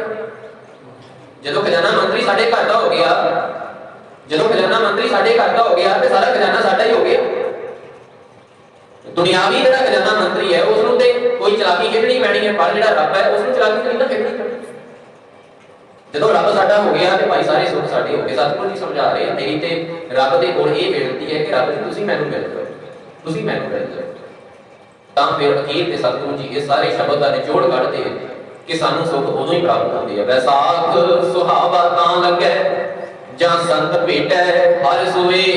ਤਾਂ ਸਾਨੂੰ ਵੈਸਾਖ ਸੋਹਣਾ ਲੱਗਣ ਲੱਗ ਜਾਂਦਾ ਹੈ, ਤਾਂ ਸਾਨੂੰ ਸਾਡਾ ਜੀਵਨ ਸੋਹਣਾ ਲੱਗਣ ਲੱਗ ਜਾਂਦਾ ਹੈ, ਸਾਡਾ ਅੱਜ, ਸਾਡਾ ਆਉਣ ਵਾਲਾ ਕੱਲ ਤਾਂ ਸਾਨੂੰ ਸੋਹਣਾ ਲੱਗ ਜਾਵੇਗਾ, ਸਾਡਾ ਸੋਹਣਾ ਬਣ ਜਾਵੇਗਾ ਜੀਵਨ, ਜੇ ਅਸੀਂ ਆਪਣੇ ਜੀਵਨ ਦੇ ਵਿੱਚ ਗੁਣਾਂ ਰੂਪੀ ਸੰਤ ਨੂੰ ਪ੍ਰਾਪਤ ਕਰ ਲੈਂਦੇ ਹਾਂ। ਪਰਮਾਤਮਾ ਦੀ ਵਡਿਆਈ ਕਰਕੇ ਪਰਮਾਤਮਾ ਦੇ ਗੁਣਾਂ ਨੂੰ ਪ੍ਰਾਪਤ ਕੀਤਾ ਜਾ ਸਕਦਾ ਹੈ। ਸੋ ਆਓ ਗੁਰੂ ਪਿਆਰਿਓ, ਇਸ ਸ਼ਬਦ ਦਾ ਜਾਪ ਆਪਾਂ ਸਾਰਿਆਂ ਨੇ ਰਲ ਕੇ ਕਰਨਾ ਹੈ, ਸਾਰੀ ਸੰਗਤ ਨੇ ਨਾਲ ਜਪਣ ਦੀ ਕਿਰਪਾਲਤਾ ਕਰਨੀ, ਸਾਰੀਆਂ ਹੀ ਸੰਗਤਾਂ ਨੂੰ ਖਾਲਸਾ ਸਾਜਣਾ ਦਿਵਸ ਦੀ ਬਹੁਤ ਬਹੁਤ ਵਧਾਈ ਹੋਵੇ। ਕੋਸ਼ਿਸ਼ ਕਰੀਏ ਅਸੀਂ ਵੀ ਕਿ ਅਸੀਂ ਵੀ ਗੁਰੂ ਦੇ ਪਿਆਰੇ ਬਣ ਸਕੀਏ, ਗੁਰੂ ਦੇ ਪਿਆਰੇ ਅਸੀਂ ਵੀ ਬਣ ਸਕੀਏ, ਅਸੀਂ ਵੀ ਭਾਈ ਦਇਆ ਸਿੰਘ ਵਰਗੇ, ਭਾਈ ਧਰਮ ਸਿੰਘ ਵਰਗੇ ਭਾਈ ਹਿੰਮਤ ਸਿੰਘ ਤੇ ਭਾਈ ਮੋਹਕਮ ਸਿੰਘ, ਭਾਈ ਸਾਹਿਬ ਸਿੰਘ ਵਰਗੇ ਬਣ ਸਕੀਏ। ਇਹਨਾਂ ਪੰਜਾਂ ਨਾਵਾਂ ਦੇ ਵਿੱਚ ਮੈਂ ਸਮਝਦਾ ਹਾਂ ਕਿ ਸਾਨੂੰ 5 ਗੁਣ ਜਿਹੜੇ ਹੈ ਉਹ ਸਿੱਖਣ ਲਈ ਮਿਲਦੇ ਹੈ। ਮੈਂ ਬੱਚਿਆਂ ਨੂੰ ਕਲਾਸ ਦੇ ਵਿੱਚ ਪੜਾਉਣਾ ਹੁੰਦਾ ਕਿ ਪੰਜਾਂ ਪਿਆਰਿਆਂ ਦੇ ਨਾਮ ਜੇ ਤੁਹਾਡੇ ਕੋਲ ਯਾਦ ਨਹੀਂ ਹੁੰਦੇ ਤਾਂ ਤੁਸੀਂ ਇਸ ਤਰੀਕੇ ਨਾਲ ਕਰੋ। ਸਭ ਤੋਂ ਪਹਿਲਾਂ ਧਰਮੀ ਹੋਣ ਲਈ ਜਿਹੜਾ ਜ਼ਰੂਰੀ ਹੈ ਉਹ ਦਇਆ, ਧੌਲ ਧਰਮ ਦਇਆ ਦਾ। ਸਭ ਤੋਂ ਪਹਿਲਾਂ ਜ਼ਰੂਰੀ ਕੰਮ ਕੀ ਹੈ? ਦਇਆ। ਤੇ ਜਿੱਥੇ ਦਇਆ ਆ ਗਈ ਉੱਥੇ ਧਰਮ ਆ ਜਾਂਦਾ। ਜਿੱਥੇ ਦਇਆ ਵੀ ਆ ਗਈ, ਧਰਮ ਵੀ ਆ ਗਿਆ, ਉੱਥੇ ਸਾਡੇ ਅੰਦਰ ਹਿੰਮਤ ਵੀ ਆ ਜਾਂਦੀ ਹੈ। ਜਿੱਥੇ ਸਾਡੇ ਅੰਦਰ ਦਇਆ ਵੀ ਹੈ, ਅਸੀਂ ਧਰਮੀ ਨਹੀਂ ਬਣ ਗਏ, ਅਸੀਂ ਆਪਣੇ ਫਰਜ਼ ਵੀ ਪਛਾਣਨ ਲੱਗ ਗਏ ਤੇ ਸਾਡੇ ਅੰਦਰ ਹਿੰਮਤ ਵੀ ਹੈ। ਦਇਆ, ਧਰਮ, ਹਿੰਮਤ, ਇਹ ਤਿੰਨੇ ਇਕੱਠੇ ਕਰਕੇ ਸਾਡੇ ਕੋਲ ਕੀ ਹੁੰਦਾ? ਮੁੱਖ ਦਾ ਭਾਵ ਹੈ ਬਲ, ਤਾਕਤ, ਬਾਦਸ਼ਾਹ। ਸਾਡੇ ਅੰਦਰ ਬਲ ਵੀ ਆ ਜਾਂਦਾ, ਤਾਕਤ ਵੀ ਆ ਜਾਂਦੀ ਹੈ। ਤੇ ਜਿੱਥੇ ਤਾਕਤ ਵੀ ਹੈ, ਹਿੰਮਤ ਵੀ ਹੈ, ਫਰਜ਼ ਵੀ ਹੈ, ਧਰਮ ਵੀ ਹੈ, ਦਇਆ ਵੀ ਹੈ, ਉੱਥੇ ਸਾਹਿਬ ਵੀ ਆ ਜਾਂਦਾ, ਪਰਮਾਤਮਾ ਹੀ ਆ ਜਾਂਦਾ। ਇਸ ਤਰੀਕੇ ਨਾਲ ਪੰਜਾਂ ਪਿਆਰਿਆਂ ਦੇ ਨਾਮ ਵੀ ਯਾਦ ਕਰਨੇ ਸੌਖੇ ਹੈ ਤੇ ਪੰਜਾਂ ਪਿਆਰਿਆਂ ਦੇ ਨਾਮਾਂ ਦੇ ਵਿੱਚੋਂ ਅਸੀਂ 5 ਵੱਡੇ ਗੁਣ ਜਿਹੜੇ ਹੈ ਉਹ ਧਾਰਨ ਕਰ ਸਕਦੇ ਹਾਂ। ਸੋ ਸਤਿਗੁਰੂ ਜੀ ਕਿਰਪਾ ਕਰਨ ਅਸੀਂ ਵੀ ਸਤਿਗੁਰੂ ਜੀ ਦੇ ਪਿਆਰੇ ਬਣਨ ਜੋਗੇ ਹੋ ਜਾਈਏ। ਆਓ ਇਹ ਸ਼ਬਦ ਦਾ ਜਾਪ ਆਪਾਂ ਸਾਰਿਆਂ ਨੇ ਰਲ ਕੇ ਕਰਨਾ ਹੈ। ਸਾਰੀ ਸੰਗਤ ਨੇ ਨਾਲ ਪੜ੍ਹਨ ਦੀ ਕਿਰਪਾਲਤਾ ਕਰਨੀ। ਧੰਨ ਵਾਹਿਗੁਰੂ ਸਾਹਿਬ ਜੀ। ਵੈਸਾਖ ਧੀਰਨ ਕਿਉਂ ਵਾਢੀਆ, ਸਾਰੀ ਸੰਗਤ ਨੇ ਨਾਲ ਚੱਲਣਾ ਜੀ। ਵੈਸਾਖ ਧੀਰਨ ਕਿਉਂ ਵਾਢੀਆ, ਜਿਨਾ ਪ੍ਰੇਮ ਵਿਸ਼ੋ, ਹਰ ਸਾਜਨ ਪੁਰਖ ਵਿਸਾਰ ਕੈ, ਲੱਗੀ ਮਾਇਆ ਧੋ, ਪੁੱਤਰ ਕਲੰਦਰ ਨਾ ਸੰਗ ਧਣਾ, ਹਰ ਅਵਿਨਾਸ਼ੀ ਹੋ, ਪਲਚ ਪਲਚ ਸਗਲੀ ਕੋਈ, ਝੂਠੈ ਧੰਦੈ ਮੋ, ਇਕ ਹਰ ਕੇ ਨਾਮ ਦਿਨ, ਅੱਗੇ ਲਈਐ ਕੋਹੇ, ਦਈ ਵਿਸਾਰ ਵਿਗੁਚਣਾ, ਪ੍ਰਭ ਬਿਨ ਅਵਰ ਨ ਕੋਏ, ਪ੍ਰੀਤਮ ਚਰਨੀ ਜੋ ਲੱਗੇ, ਤਿਨ ਕੀ ਨਿਰਮਲ ਸੋਏ, ਨਾਨਕ ਕੀ ਪ੍ਰਭ ਬੇਨਤੀ, ਪ੍ਰਭ ਮਿਲੋ ਪ੍ਰਾਪਤ ਹੋਏ, ਵੈਸਾਖ ਸੁਹਾਵਾ ਤਾਂ ਲੱਗੈ, ਜਾ ਸੰਤ ਭੇਟੈ ਹਰਿ ਸੋਏ, ਨਾਨਕ ਕੀ ਪ੍ਰਭ ਬੇਨਤੀ, ਪ੍ਰਭ ਮਿਲੋ ਪ੍ਰਾਪਤ ਹੋਏ, ਵੈਸਾਖ ਸੁਹਾਵਾ ਤਾਂ ਲੱਗੈ, ਜਾ ਸੰਤ ਭੇਟੈ ਹਰਿ ਸੋਏ। ਰਾਮਕਲੀ ਮਹਿਲਾ ਤੀਜਾ। ਆਨੰਦ ਇੱਕ ਓੰਕਾਰ ਸਤਿਗੁਰ ਪ੍ਰਸਾਦ, ਆਨੰਦ ਭਇਆ ਮੇਰੀ ਮਾਏ, ਸਤਿਗੁਰੂ ਮੈਂ ਪਾਇਆ।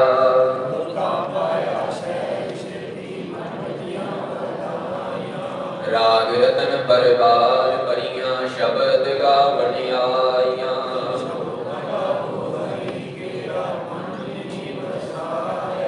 ਕਹੈ ਨਾਨਕ ਆਨੰਦ ਹੋਵਾ, ਸਤਿਗੁਰੂ ਮੈਂ ਪਾਇਆ।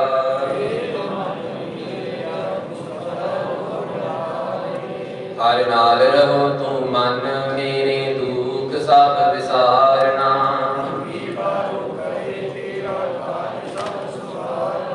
ਸਭਨਾ ਗੱਲਾਂ ਸਮਰੱਥ ਸੁਆਮੀ, ਸੋ ਕਿਉ ਮਨੋ ਵਿਸਾਰੇ। ਸਾਚੇ ਸਾਹਿਬਾ ਕਿਆ ਨਾਹੀ ਕਰਦੇ ਹੈ,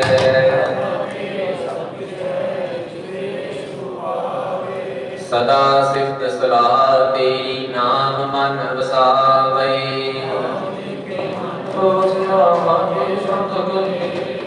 ਕਹੈ ਨਾਨਕ ਸੱਚੇ ਸਾਹਿਬ ਕਿਆ ਨਾਹੀ ਕਰਦੇ ਹੈ, ਸਾਚਾ ਨਾਮ ਮੇਰਾ ਆਧਾਰੋ,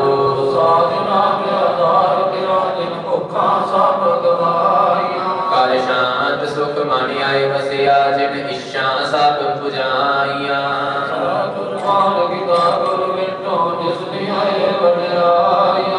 ਕਹੈ ਨਾਨਕ ਸੁਣੋ ਸੰਤੋ, ਸ਼ਬਦ ਧਰੋ ਪਿਆਰੋ, ਸਾਚਾ ਵਾਜੇ ਪੰਚ ਸ਼ਬਦ ਤਿਤ ਘਰ ਸੁਭਾਗੈ, ਘਰ ਪੰਚ ਦੂਤ ਤੁਧ ਵਸ ਕੀਤੇ, ਕਾਲ